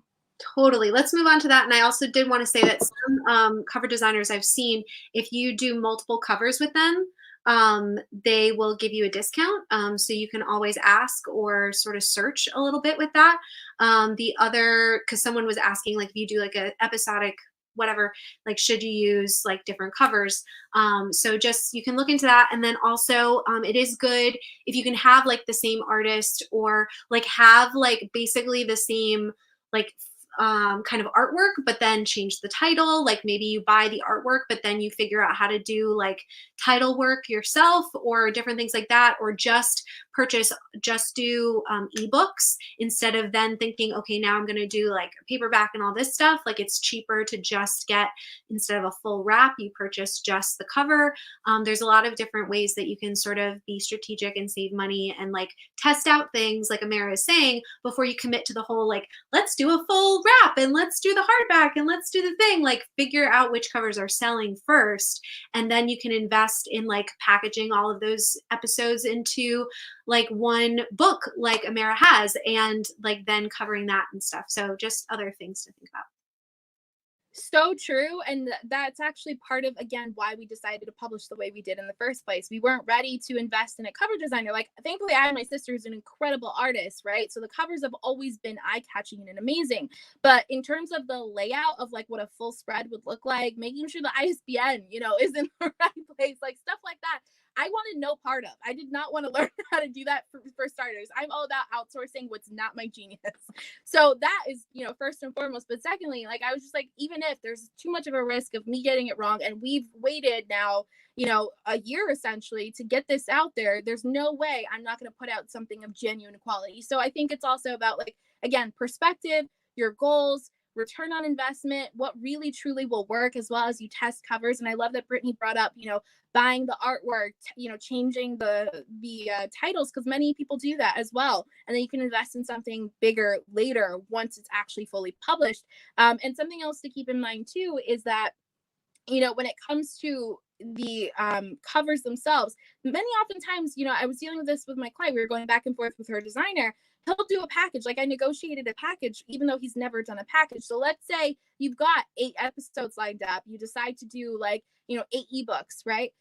Have the work with the designer and be like, listen, we're going to be either using the same sort of formatting, the same sort of art. I get that this is your business, but like, do you offer a package? Do you offer a package, right? And can we make this into a package? And very often they'll shave off money. So, you know, she saved about $300 the other day because she was doing a package of 4 books. So think about that when you're in talks with your designers. Like, listen, we're putting together 4 books in a series, or 4 books, you know, episodically, or whatever it is, 4 serials. Can we shave off a little bit of the book? You wouldn't say it like that. You know, you would say, like, do you offer a package, right? Can you create a package for me? Like, I know you may not have a, you know, can you create something custom for me, since I'm sticking with you and I want them all to be cohesive? Very oftentimes they're amenable to that, and they will shave off the price. So you save money in the long run, right? Bye, Bethany. So we could talk about a launching process, smaller scale and quicker. So there are different phases, like I've talked about, you guys. There's pre-launch, there's launch, there's post-launch, right? And each sort of vary in sort of timelines and things like that. So, when you're creating content, pre-launch, launch, post-launch, that ranges, right? And so the buildup of when the thing is coming out, that's your pre-launch. Launching is actually when it's coming out and you're like, hey, it's here it is. And then post launch is going to be after the fact, once it's on the market. How do you maintain interest? And this is something you might see that in traditional publishing they struggle a lot with. Indie does this a lot better because they've started to think, their income really depends on consistent movement. So it's something to think about. But when you're talking about like a novella or even a bind up, whatever it is, it's a shorter term, especially with novellas, especially with you guys in terms of serials and things like that. You move through it quicker and also you develop it as well. So you figure out, okay, what kinds of content do I want to post before the book comes out? What would work? Like, what would make sense thematically? Like, what am I doing? How can I contribute to the conversation of the genre that I'm going to be a part of? And then when it comes out for launch, like, what kinds of cool activities can I do? How can I get my following, my audience invested in this thing that's coming out? Even if it's free, you guys, practice your launching process, right? Like, how am I building up awareness for this thing coming out? How am I going to get those readers on Wattpad, let's say, right? How am I going to get that investment? And then when you come out with it, what kinds of things can I do to get, so there's cover reveal days, there's street teams, there's all kinds of things, but also think outside the box. It's like I was saying, be a trailblazer. There are all kinds of ways to launch a product and get it, get people excited. And then after the fact, how can I get people consistently to read? The benefit that you guys have, and I know Brittany's talking about a serial for her on her end, and the benefit that most of you guys have if you decide, to do something episodic, if you decide to release something chapter by chapter, you have a new product essentially every week or every month to give out to the people, right? So you would just essentially start up, that build up again of like, the week of, let's say it's an episode, right? The week of could be your pre-launch, or even 2 weeks before, 3 weeks before. I would say that first episode should have a bigger pre-launch than anything else. But let's say you're in the middle, let's say you're on episode 5, so that week of, you build up the excitement. Oh my god, chapter 5 is coming, right? Then the day of, guys, chapter 5 is here. What activity can we all do together to get them excited, get that marketing going? Then after the fact, you build into sort of like, this is part of the bigger picture. Like, you guys, something new is coming next week. Like, you can't wait to see so and so do this, right? Or like, it did this person survive, blah blah blah, whatever it ends up looking like on your end. But there's many ways to go about it. The benefit you guys have, and Brittany will have when she does the episodes, is she'll have something to constantly talk about. But when we're talking about like a bind up that's been released, you want to think about the fact that, for one thing, marketing is just communication, right? Marketing is just speaking about something over and over again in a different way. So throughout this past year, where we've been working on the full-length book of the new series, we've thought of different ways to keep Heirs of Fate in the conversation, right? Like, top of mind, tip of tongue. One really great example is we had the anniversary of its release a few days ago. That was huge. Took over Bookstagram for a whole hot second, and it was so much fun. We did a whole live stream extravaganza. And this is also a great time, you guys, when you're building your fiction.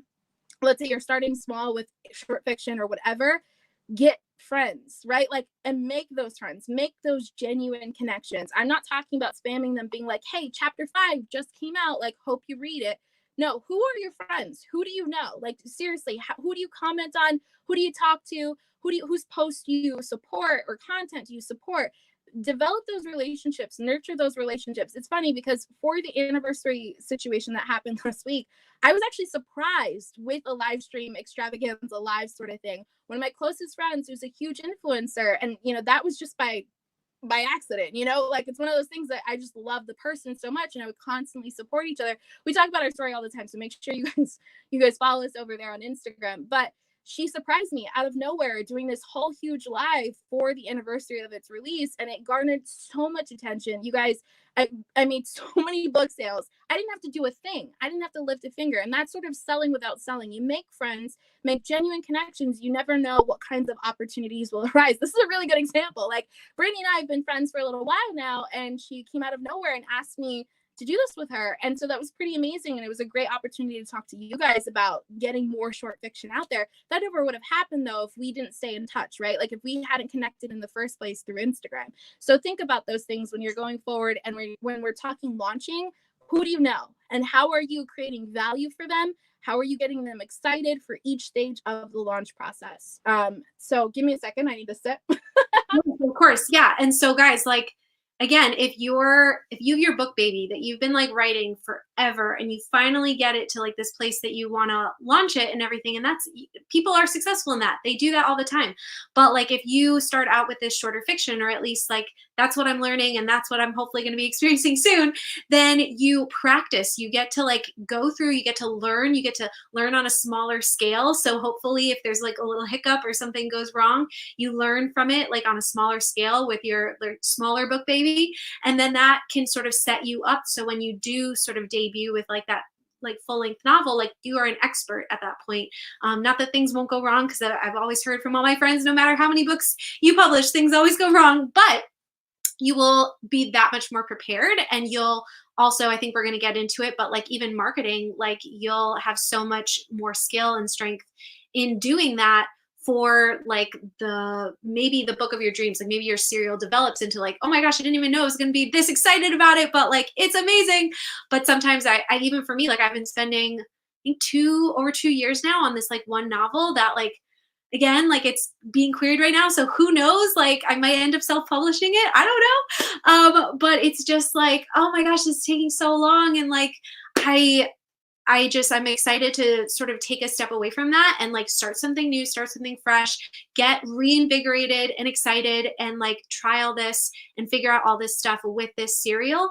And then like apply all of that to, even if it's traditionally published, you still have to do a ton of marketing yourself. So anyway, this is my little rant, but just throwing that out there. No, Brittany, you're absolutely right. And I'm so happy that you talked about that, because it's something that's a big misconception with authors in general. You guys have to understand, and, Brittany knows this because she has developed her whole situation into a business, right?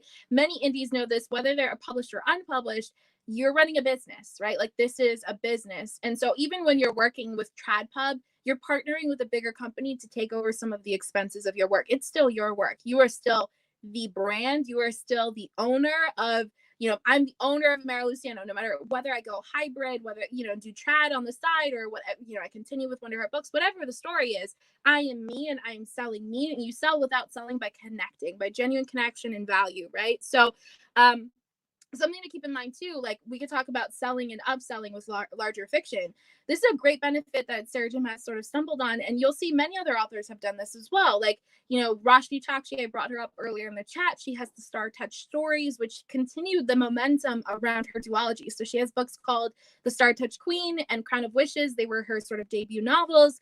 And then to keep the awareness going, celebrate the books again, they published the Star Touch Stories, which is a compilation of novellas, right? So this strategy is popping up again and again, and the timing of it doesn't matter so much as, again, what your goals are, what your perspective is on publishing, what you're trying to do. So you can do it right out the gate. You can do it in the middle of a series. You can do it when a series ends, and it's all super beneficial. It all drives traction. So when I talk about upselling, essentially it's something that will never... So throwing some marketing terms at you guys, books are evergreen, right? So what that basically means is they do not fluctuate in terms of when they come out, right? Like there's no, like if you think of a course, for example, many oftentimes you'll find there's a deadline for when you can sign up, the doors close, and you have to wait until that offer comes back again, right? That's just an example. So when it comes to books, you don't have that. Books are always out there. So your job is always going to be to figure out how to get it into people's hands, regardless of whether or not it was just released, like in my case, a year ago or not, where now we're seeing book sales yet again, and it just keeps jumpstarting that whole cycle. So how are you talking about it? How are you inserting it into the conversation? I always tell people, like when we're talking about it, like this is the segue into that full-length series. These characters are going to come back again. That's a great thing to do with novellas too. You get those Easter eggs, and fantasy, that's great, because how many of us love how things, tie together, pulling the pieces and figuring out, right? Like It's one of the best parts. So you can use that and talk about it in that way. And next thing you know, even when I'm sure when Song of the Skies comes out and the series becomes a huge hit, it's one of those things that I can go back to again and again. Oh, while you're waiting for book 2, guess what? I have this novella bind up. Like, you guys can get to know some of these characters who are either involved right now or coming or whatever. So you will never not be able to sell it, especially when you're trying to tie it into something bigger, right? Something bigger than yourself. And you know what? Even if, let's say, you're a romance author, right? And let's say you're writing, I don't know, like you're writing standalone romantic comedies and you've created this novella bind up, or you've put out a novella, even if, you know, it's not directly related, my whole point being, even if it's not directly related to the series, it's still something that your readers can read when you're writing, when you're in the middle of, you know, whatever process you're in the middle right now, publishing, writing process, whatever. You can tell people like, hey, I got something to read for you. And this applies to all of your backlog, no matter what you're writing, right? Hey, I've got book 1. You're waiting on book 2. Like, have you read book 1? Hey, you know, I've got this series while you're waiting on me, you know, continuing this one. Have you read the first 5 books of this series? You know, so you always want to strategically think in that way. Oh, I'm so sorry. I just changed my username, Victor. I apologize. Yeah, Amara Luciano. It's so funny because a part of that change was visibility and getting even more comfortable with my visibility. And so once I stepped into that, there's been like huge growth on my account. So I encourage you guys too, like, if you're nervous about putting yourself out there, put yourself out there. Like, all the love, generally speaking, all the love. And to talk about energetic boundaries for a minute, you don't have to worry about trolls as much as you think you do. What are you available for, right? Like, are you available for a loving community, a supportive community, or are you not? And I realized I have nothing but love. So what am I worried about? So I just put my last name on there, and I completely forgot that transition is new. It happened, I think, at the beginning of this month. So there you go, Amara Luciano _. We also had this question, just to clarify, because I think this is pretty much what you did, right? That your novellas take place before the time period of your novel, right? Yes, exactly. Would it be wise to publish novellas that take place several generations before your main book, baby, to build a fan base for your writing world? Yeah, 100%. So again, to tie back to N.K. Jemisin, we could even talk about George R. R. Martin. Like, that's what they've done, right? Like, they've created the worlds, which obviously will change as time changes, right? Time changes places. But N.K. Jemisin, for example, one of my favorite short stories she's ever done was called The Narcomancer, and it leads into, I believe it's called her Blood Moon series, which I haven't read yet, and I will. But it's a completely different timeline, right? Like, this character is not even involved in the current conflict or timeline. And yet, when you see the world, you're blown away by it. And also, just the character's story in and of itself is just amazing, because you're essentially figuring out how it all works. Especially, I would recommend this when your secondary world is very different from the current world, right? We always want to ground ourselves with some familiar things, obviously, but when it's very, very different, in sci-fi, this is very beneficial as well. You need something to kind of help readers get grounded. And so you can practice in short fiction, like, am I doing that job? Am I getting people to understand how complex this world actually is, right? Like, and how many different things are going on and involved. Does that make sense, you guys? Yeah, totally. Ooh, I'm still live. Okay. Yeah, I think it totally makes sense. Guys, let us know in the comments. Cool. If it does, I'm going to go to our final banner here and just let you know that I made the cardinal sin of a live streaming and didn't plug in my computer. So I'm going to pull myself out for a second and let Amara. You did it. It's good. I've known this girl for a few years now. I should know this. Okay. I'm going to pull her up full screen so she can talk about this last one. I'm going to plug in my computer and then I'll be right back. Yes. Perfect. So practicing organic marketing, you guys, this is really huge. So let me pop in real quick. I see Marion says, I guess a post-launch strategy could be doing a Pottermore-esque Instagram account or keeping on feeding the world for people to get interested in the series or sell your other works. Did this tie back to something else? Did I miss something? Marion, who are you answering? Did I miss something? If you guys asked a question, pop it back in the comments because I want to know what's happening. But listen, I can touch on that for a second. Post-launch can look like anything, right? Whole idea, sorry, I keep looking over here. So the whole idea with post-launch, you guys, is to continue marketing, is to continue the conversation. So if marketing is saying the same thing again and again in different ways, you want to now think of, in this post-launch phase, how to talk about your book in a brand new way. So one way to do that is obviously make new covers, like I was talking about before, but you can do things in a micro way, like, you know, doing these activities with your community to help further interest and to help spread the word. So practicing organic marketing is great because when you're putting out novellas, when you're putting out short fiction, something you will find is you'll need it to sell, right? Like, in not even, listen, there's two conversations in and of itself within that, of making money and also the visibility, right? So making money is great. Like, let's not, money's a resource. Money's a resource. It helps us do a lot. With money, you can create more impact. That's just a fact. So let's, we all want the money. That's great too, but also visibility wise. So I know I hear a lot from others, like, the money isn't important to me or whatever. And I would argue that that's probably untrue, but, even if the money isn't quote unquote important to you, visibility regardless will be. So if no one's buying your book, no one's seeing your book, no one's reading it. That's just a simple, this is the simple trajectory of that. That's the simple fact. So when it comes to getting your book out there and talking about it, practicing with short fiction is going to be first of all, a lot more low cost in terms of what you're investing in. And it's a great teaching point too, and what to invest in. So, great story around that too is, for me, when we were putting out Ears of Fate and the different novellas involved, we very quickly learned that you have to be very careful about your ROI, your return on investment, because you can do these big old grand old things, bookmarks galore and like boxes and all the things. And, it all sounds great, but is it going to move the needle, particularly at the stage you're in? So if you're someone who doesn't have that much visibility, let's say you have a very small following. Let's say you don't have a super engaged following. Let's say you've never marketed before in your life. Let's say you've never published before in your life. I would argue that it's not actually a good idea to waste a ton of money on, huge, big marketing promotional materials. Your biggest asset and investment should always be your cover, first and foremost. That's going to be the thing that outlives whatever you are doing on social media or with your website or with email lists or whatever. So that should be your biggest investment when it comes to marketing. It is your evergreen marketing tool, right? And you can obviously change it as things develop and your readers become more interested, or you want to continue reselling it and get new buzz around it. We've talked about that. But when it comes to doing things like bookmarks or book plates or character art, that's something that's really huge right now too. I'm very lucky. I have an artist sister who does these things for me. Not everyone has that same sort of toolkit, right, to get their marketing out there, but there are other ways to do it. And I would say spend more time than money marketing, especially when you're first starting out. So when I say use your time wisely, here's what I want you guys to be doing. I want you to get in there on social media and start connecting with people. If you've never commented on someone's post before, get started commenting. Start talking.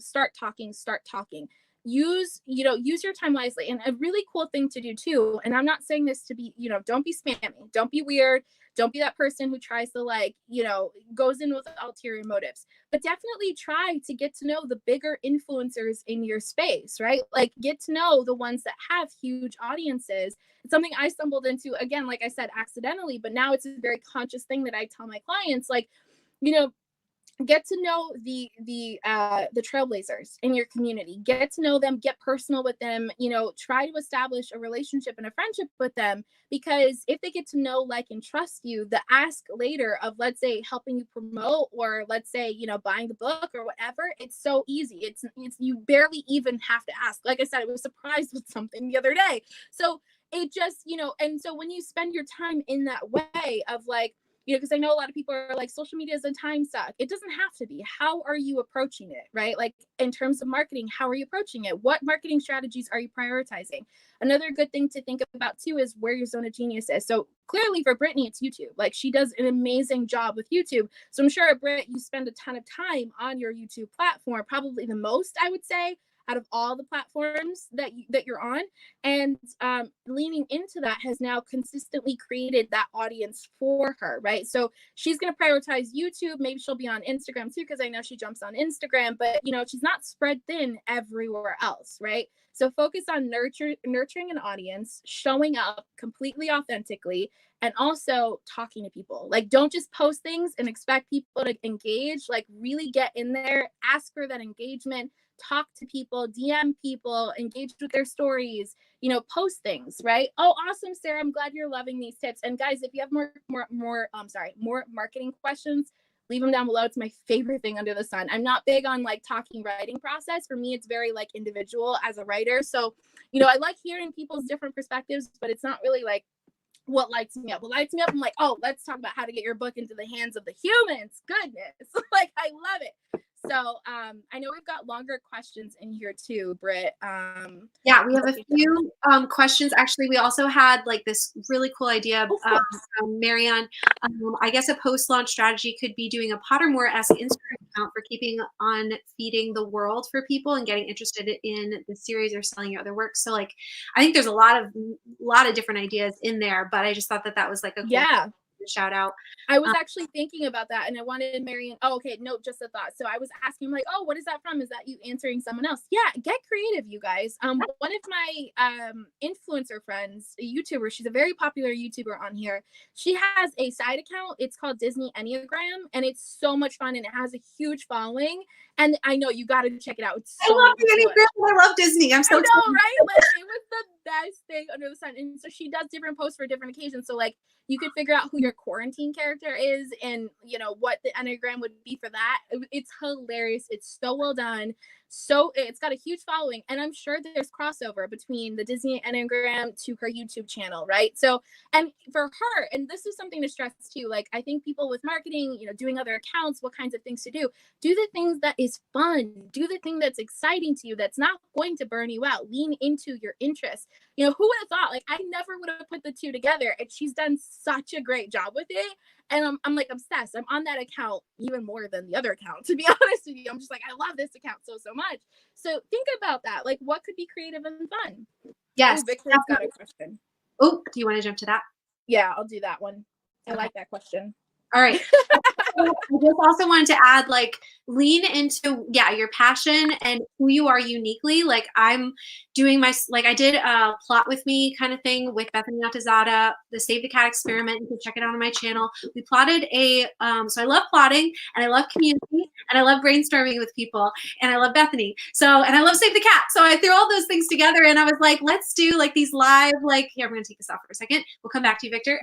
Live, let's plot together. And Bethany and I would still love to write that story at some point, but we got so much traction, so much interest in our platforms and in our stories because of those. And now I'm sort of doing a similar thing with my patrons on patreon.com so that they can see all the behind the scenes as I go through plotting the serial, and they can have some say in some different things. And they're going to be able to see the publishing process as I figure it out myself. And I just like this, again, it's like all the things of like community and plotting and like testing things out, and like all of those things light me up. And so whatever those things are, as you figure out yourself more, like try to be creative and like, how can I do this unique to me and in a way that's not going to burn me out, but it's actually going to give me life, Exactly. Yeah. And what I took two very important things away from Brittany's share there, and I hope you guys can take this away too.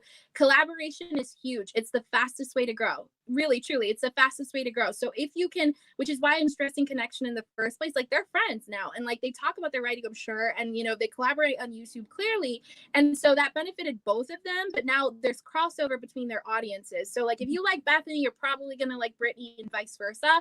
It's the fastest way to grow, and it's also the most authentic and organic to do it, right? Rather than chasing people down, crossover audiences, figure out who would be a good fit.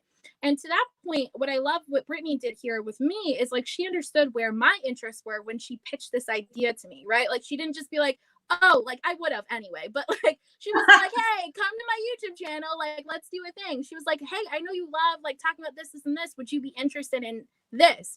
And it made sense for the person you're asking to provide value to your audience to, right? So same thing, I'm sure a similar conversation might have happened with Bethany. Like this is something we both love, like let's do this, like that would be an amazing idea.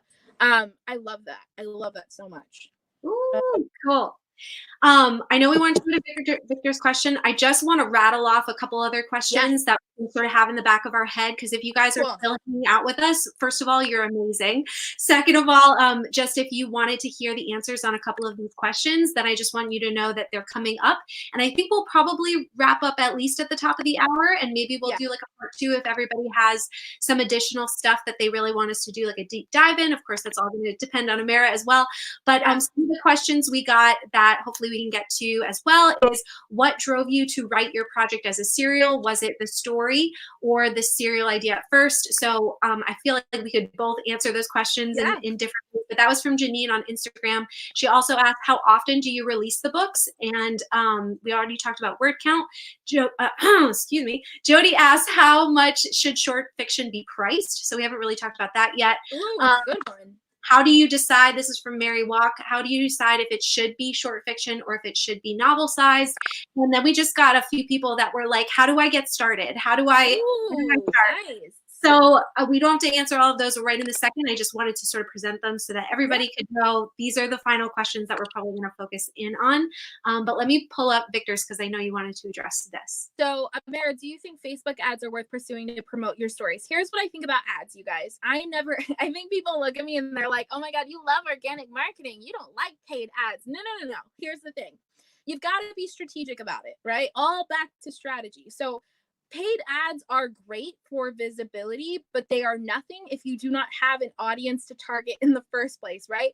And if you do not know how to do it in the free sense, it's also what I say about author websites. Like, I think it's great to build an author website, 100%. But how are you approaching people on, in a free capacity as well before you invest all this money into a website? Practice that. So same thing with Facebook ads. Facebook ads aren't bad.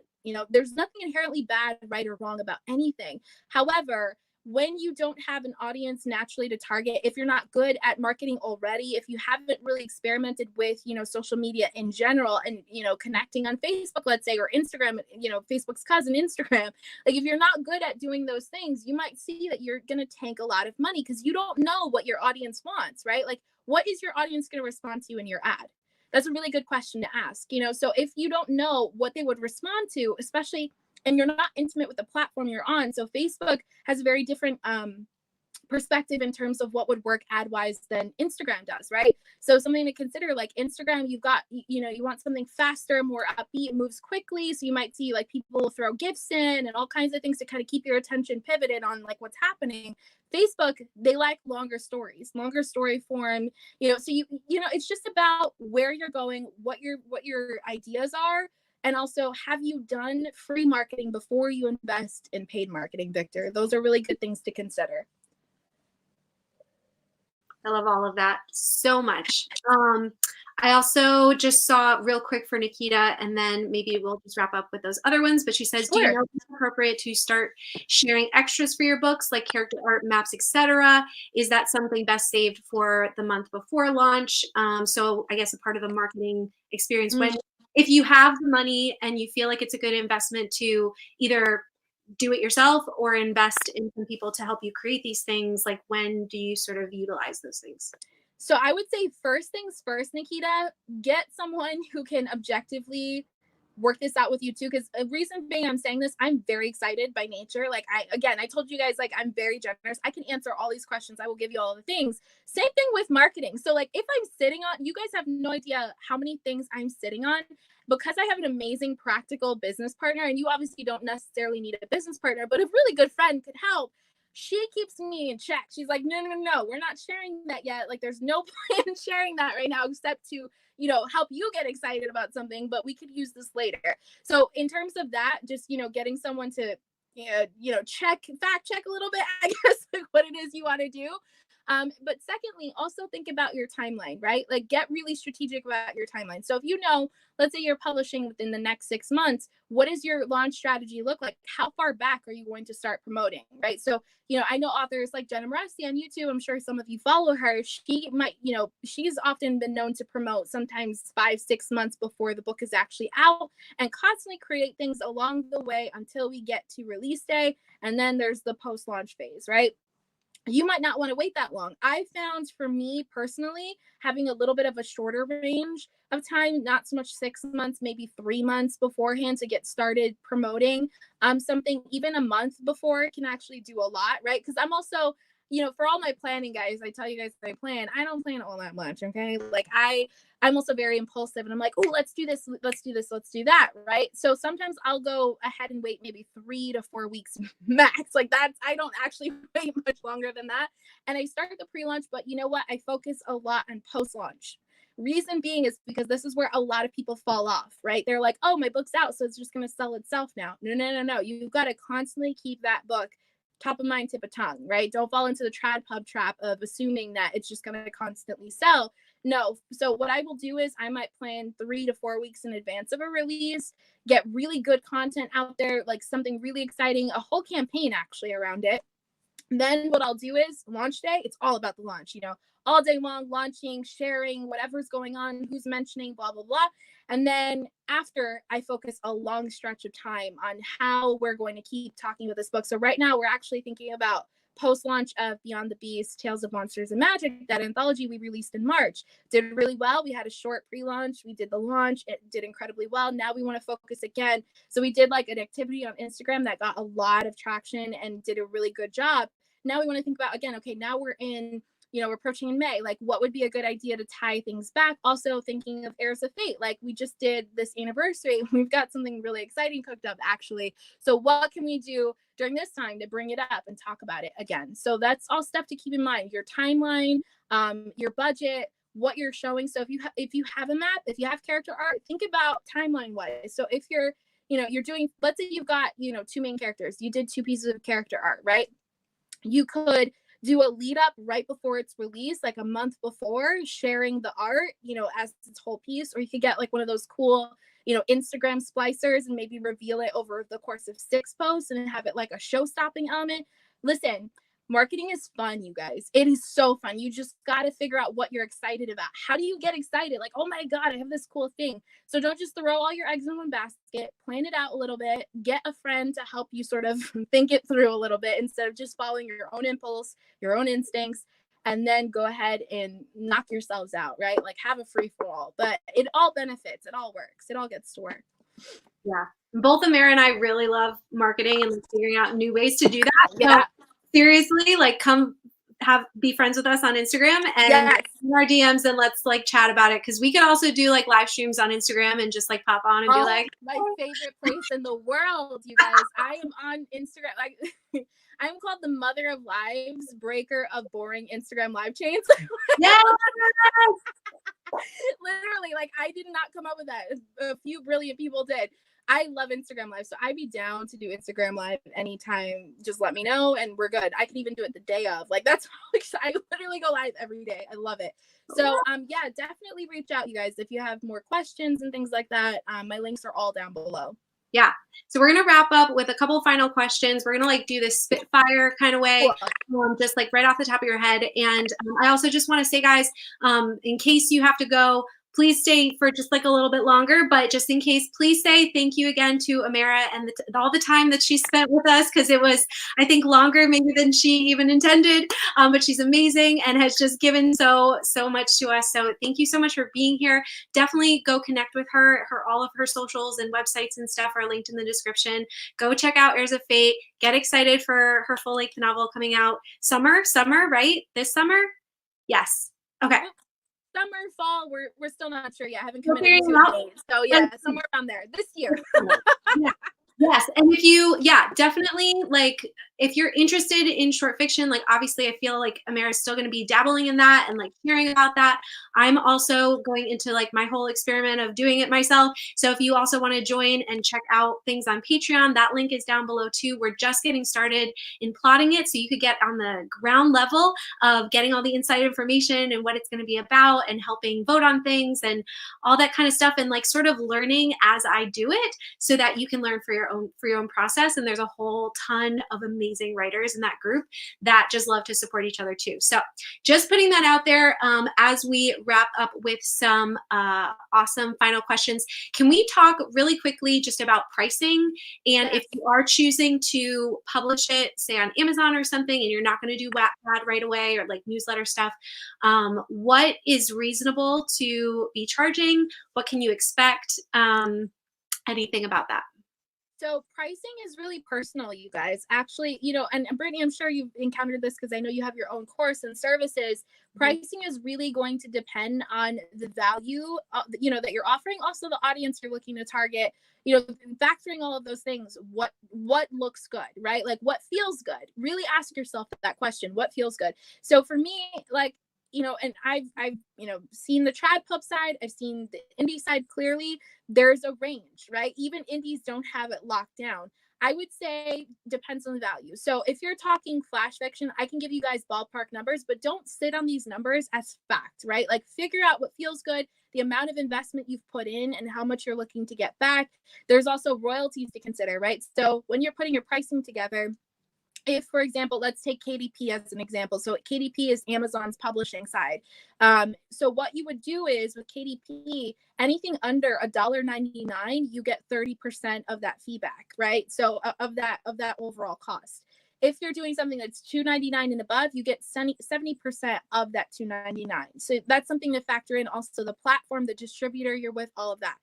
Now, when it comes to ebooks, again, they're very bingeable content. So, you know, you want to factor in how much are people willing to spend in the moment, right? Like when because I buy ebooks all day long, especially romance ebooks. You guys, I'm notorious for that. I will just download anything. So if it's not above like $5.99, I've been known to just go ahead and click buy without consideration.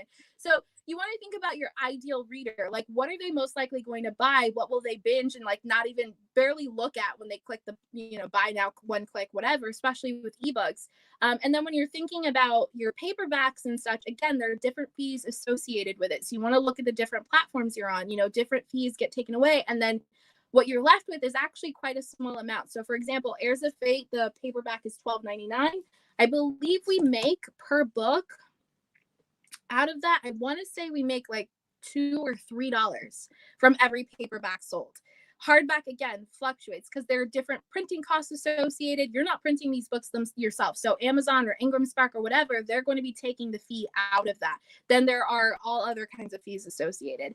So we factor that in when we price. So you might see like in the indie space, if a hardcover exists for the indie author, chances are it'll be very expensive. It's like $25, $30 when most hardbacks are not that much money. Reason for that is they want to make, you know, a substantial cut from it because the printing cost is so high. I want to say on a hardback, depending, and this depends on page length, cover, all of the little details you want on it, like a lot of things get factored in, but you could, you know, potentially be seeing like anywhere between $10 and $20 taken out of that $25, $30, whatever. So all of that to say, I would say flash fiction, and especially if it's your first time in the rodeo, 99 cents. It's a good stopping point. If you're looking at like a short story, $1.99 is pretty nice, right? Like that's an easy sell. Novellas and things like that. And even, you know, I've been known to do short stories too that are like $2.99 and above. $2.99, $3.99, $4.99. So for example, our novellas individually sell for, I want to say it's $3.99 each. $3.99 each, and then we have Bride of Dreams as 99 cents all the time in case people want to try it out. Again, it's marketing. Like, you know, hey, they never read my stuff before. Let's make it super cheap. But the others are a little bit more pricey. Heirs of Fate ebook wise, I want to say is $5.99. So again, it's just about it. It really is. It's truly personal, but also thinking about your customer and what they would want, what they would easily buy. Like, what would be a no-brainer price for the value. Right. And there's also, just to throw some other things that I've heard people do, it's like you can come out with the first one that they're paying for, and then you come out with the second, third, and the fourth, and you keep that first one free now, or like some of the time. A loss leader. Yeah. Right. So people can get it, they can download it, they can binge read it, and then they need to know what happens next, and then they want to buy all the others. You can also package them like Amara has. So she has them individually. You can buy them separately, but now you can also buy them all in one thing. Yeah, so And there's a what's great about that is that that's multiple products, you guys. So like we've got 3 separate novellas. We've got the paperback, we've got the ebook. So it's 5 different revenue streams, right? So like there's many ways to make money and to package them. And again, personal on the pricing. Right. Love that though. I think that's really good. Like rule of thumb is to just be like, yeah, it is personal, but it's really nice to hear like at least some kind of like number. So thank you. Yeah. For sharing that. Do you have like any major thoughts for like, okay, like someone's listening to this for the first time and they're like, this sounds exciting. Like I sort of just want to like scrap everything I was doing and like start with like I know I would if I hadn't heard about it. And when I was first starting to hear, I'm like, how do I get started? So like, I know you don't have probably like a step-by-step strategy you can say in a few minutes, but like how long can someone like, should they think about like, okay, I want to start this. How should they start thinking about it or planning it? Maybe how long do you think they should take to maybe write the first novella or so? Like how long did it take for you? Any other tips for just like, I want to try this, I want to go in this direction. What should they do first? Cool. So this actually ties into the other question that you asked me of how did you get started? Was it the serial first or was it the bigger series? Right. Oh, yeah. For me, it was about the short fiction, right? Like testing the waters. I didn't even know this was going to be a full-length series, right? And so, there's many different things to consider. And right now, one thing to keep in mind as well, we're in a bingeable culture at the moment. Like everybody wants everything really, really rapidly. So you can factor that in. However, I don't let that pressure me, right? Like I'm someone who's just like, the sales will come. Like I will just sold the book a year later all over again in a big splash kind of way. And it's now consistently seeing sales again. So what can you do to bump it up along the way? However, it does look better, right? Looks better and can work better in your favor when you're rapid releasing. So setting up a schedule of anywhere between like 2 to 4 months between each novella can really benefit you because again, you're constantly, it's like, again, with that serial aspect of putting out a chapter a week or a month or whatever, it's something constantly people can talk about and you can constantly get excited about. So you want to think about that in terms of your timeline, right? And also factor in and this is something that Sarah Kennan talks about in her Publish and Thrive course, and I love that she mentioned this. You want to factor in your pace, your general pace of writing, how long you actually take to write. If you've never revised before, rule of thumb, give yourself a good amount of time before you start launching this project. Like I remember when I wrote Bride of Dreams, I cried when I got my first edit letter, and I'm happy about it now. Like it's one of those things that my sister laughs at all the time because I'm just like, there's so much I like to do. Because if you don't know, when you're getting, depending on how the editor structures it, but it'll be an edit letter, and then sometimes they might even go line by line with comments and things, that correspond to what's happening in the letter. So it can be very overwhelming. No matter how much like I've been in this industry for a very long time, you guys. I've been in the professional blogging side of things, interviewer, all of the media aspect. And then I was writing and authoring. So I've picked countless authors' brains on this. I've done all my research and it still did not prepare me for the moment when I had to sit down with the edit letter and revise. So all that to say, if you've never done it before, give yourself nice padding in terms of how much time before you actually talk about the project, right? So I got better at revising. I got quicker at it, clearly, like between, again, it was Bride of Dreams to Huntress, that was June to October, and then Huntress to Storm Mistress was October to December. Very rapid turnaround. Once you get the hang of what your revision process looks like, you get the hang of receiving edit letters, what that feels like. Also, to the experience of storytelling. Sometimes some stories just work, right? Like even when you go ahead and revise the one draft, sometimes it just takes the one draft. Sometimes it takes 5 or 6. You just don't know. So I would say if you count yourself who is someone who takes a long time to write or is someone who takes a long time to edit and revise, maybe focus on building everything out first and then releasing very quickly afterward. That's a common strategy that's bandied about in the indie community. So if you're someone who takes like a year or 2 to write something out, even if it's a short novella, factor that in and then save the releases and then just release them in that 2 to 3 month span or in that month to month span, whatever it is. If you're talking about a serial and you're going, week to week, something else to consider too, like how long is it feasibly going to take you to do it in the moment? Like write, do a little bit of self-passing, editing, and then also to market it. So it might be beneficial to get a leg up and maybe write like the first act all the way through, then go ahead, release. And while it's being released, you work on the next thing, right? So it's just about your pacing, particularly also your budgeting again. And I think that's pretty right. That was the question, right? I'm like, at this point, am I answering questions anymore? Yeah, no, I know. No, there's been so much. You've like just given us so much. And I'm just going to add and confirm too that I've heard a lot of people say like they don't start if they're doing more of an episodic thing where they're going to be releasing like every week or every other week or a couple like every 3 weeks or whatever.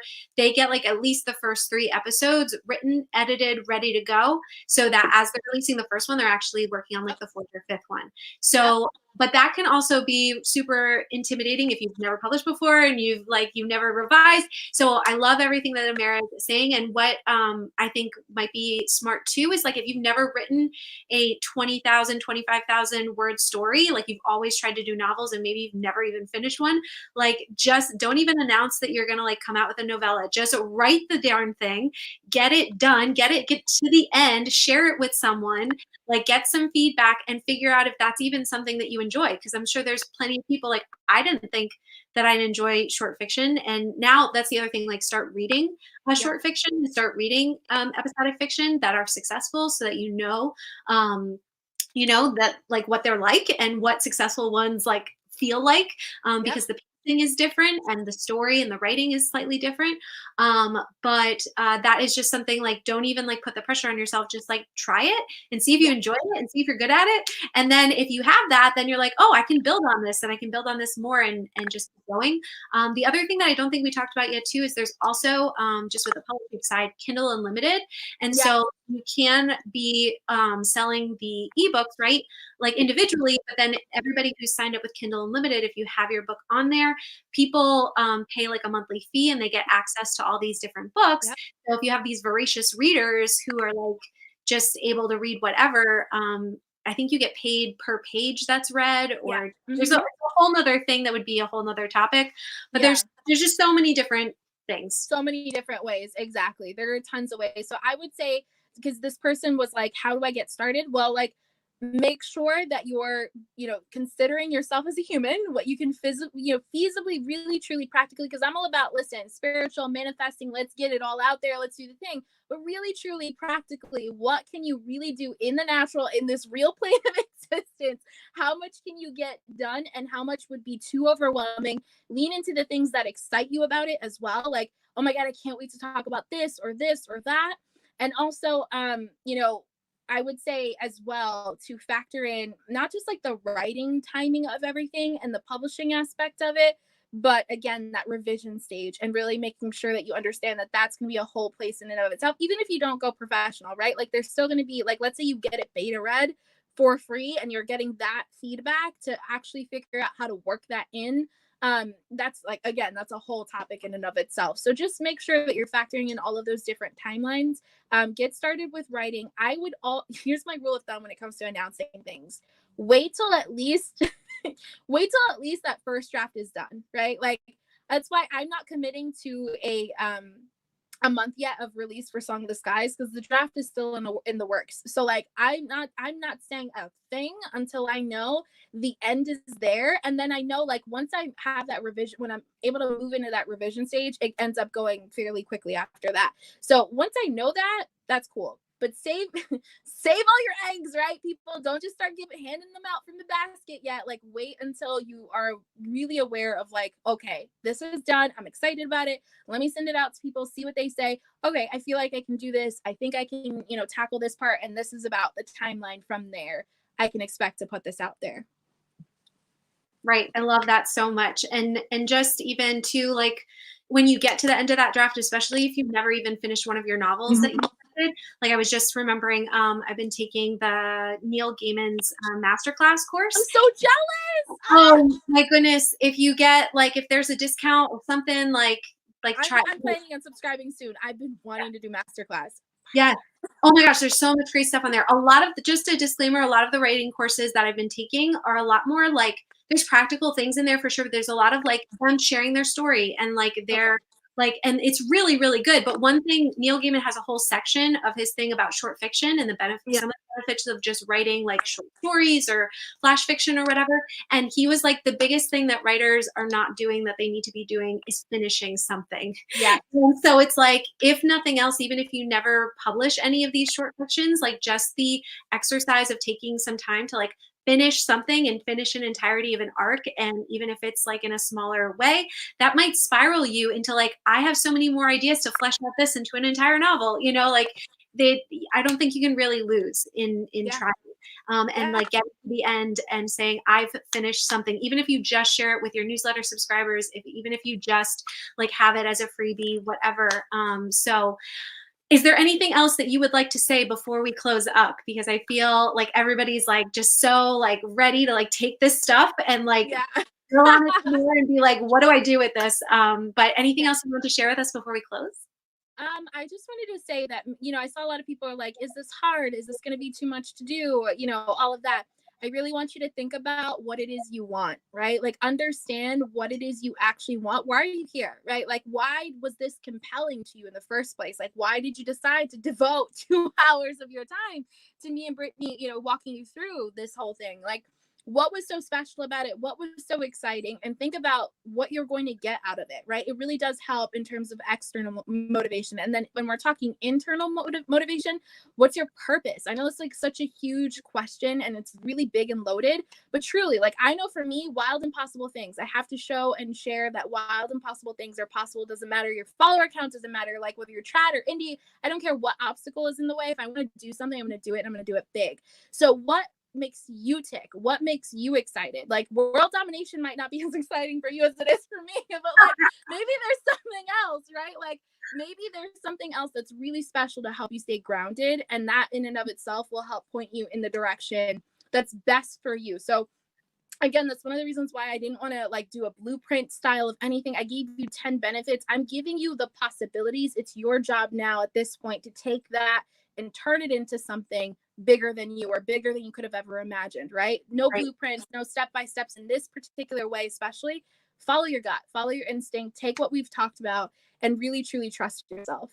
Yeah. And final thing too, that I'm going to add to that Amara's already said is like, find your people and find your people, your other writers that you can do this with. So all of y'all are in the comments, like saying, hey, something I'm interested in, like take a couple seconds, seriously, put in your Instagram handle, put in like whatever you want, like this group to like find you and like start a DM group, like start like a group where you can chat about it. Like if you want to check out my Patreon, again, we have a whole like sort of subsect of people that are now interested in doing this. So that's another community. But if you want to grab like anybody on here and just be like, let's start talking about this, do that.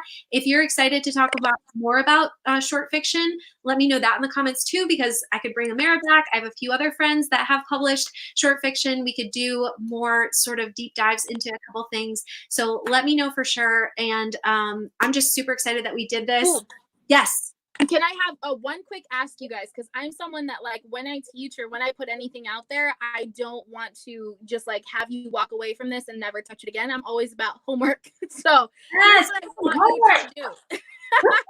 Here's what I want you to do, okay? I want you to do 2 things. I want you to brainstorm whatever idea you're currently working on. Even if it's a long form novel that you've been struggling with for a long time, maybe start thinking about what it would look like in terms of a serial or in terms of a novella or whatever, right? So I want you to think about that, brainstorm. And then I want you to think about one thing that really, really mattered to you, like resonated, hit home during this chat, and expand on that, right? Journal it out, see what really like struck a chord in you. Why does that resonate? Because that very likely could lead into anything. It could lead into your purpose, your next big idea. It could lead into making your own business, whatever it is. And then I want you to share it with like us, you know, so tag us at author Brittany Wang, at Amara Authoress on Instagram so I can see it. I want to see your stories, people. Amara Luciano. Amara Luciano. Thank you. I love you, girl. Thank you. Down below. Amara Luciano. I keep forgetting.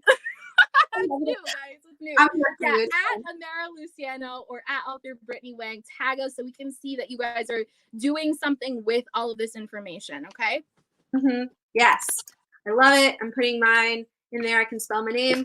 Okay, so, and you guys have been amazing. About 30 of you have stuck through us like this whole entire time, and you are rock stars, let me just say. I'm super excited. Just a couple other things. I'm doing a word sprint next Wednesday, not tomorrow, but the week after at 9:30 p.m. So if you guys want to start writing your short fiction, you need to get extra words in for Camino. We're going to be doing more live streams here. Check out Amara definitely on Instagram. That's where she is just rocking it and doing live streams all the time. So go follow her. All of her links, again, are down below. So my links are down below. We hope you guys had an amazing time. If you're here on the replay, definitely chat with us in the chat box or on Instagram. And I'm just going to wrap it up. Just say, this was amazing. I'm so glad we did this. And we'll see you guys. We can't read till we read your short fiction someday. So bye, guys.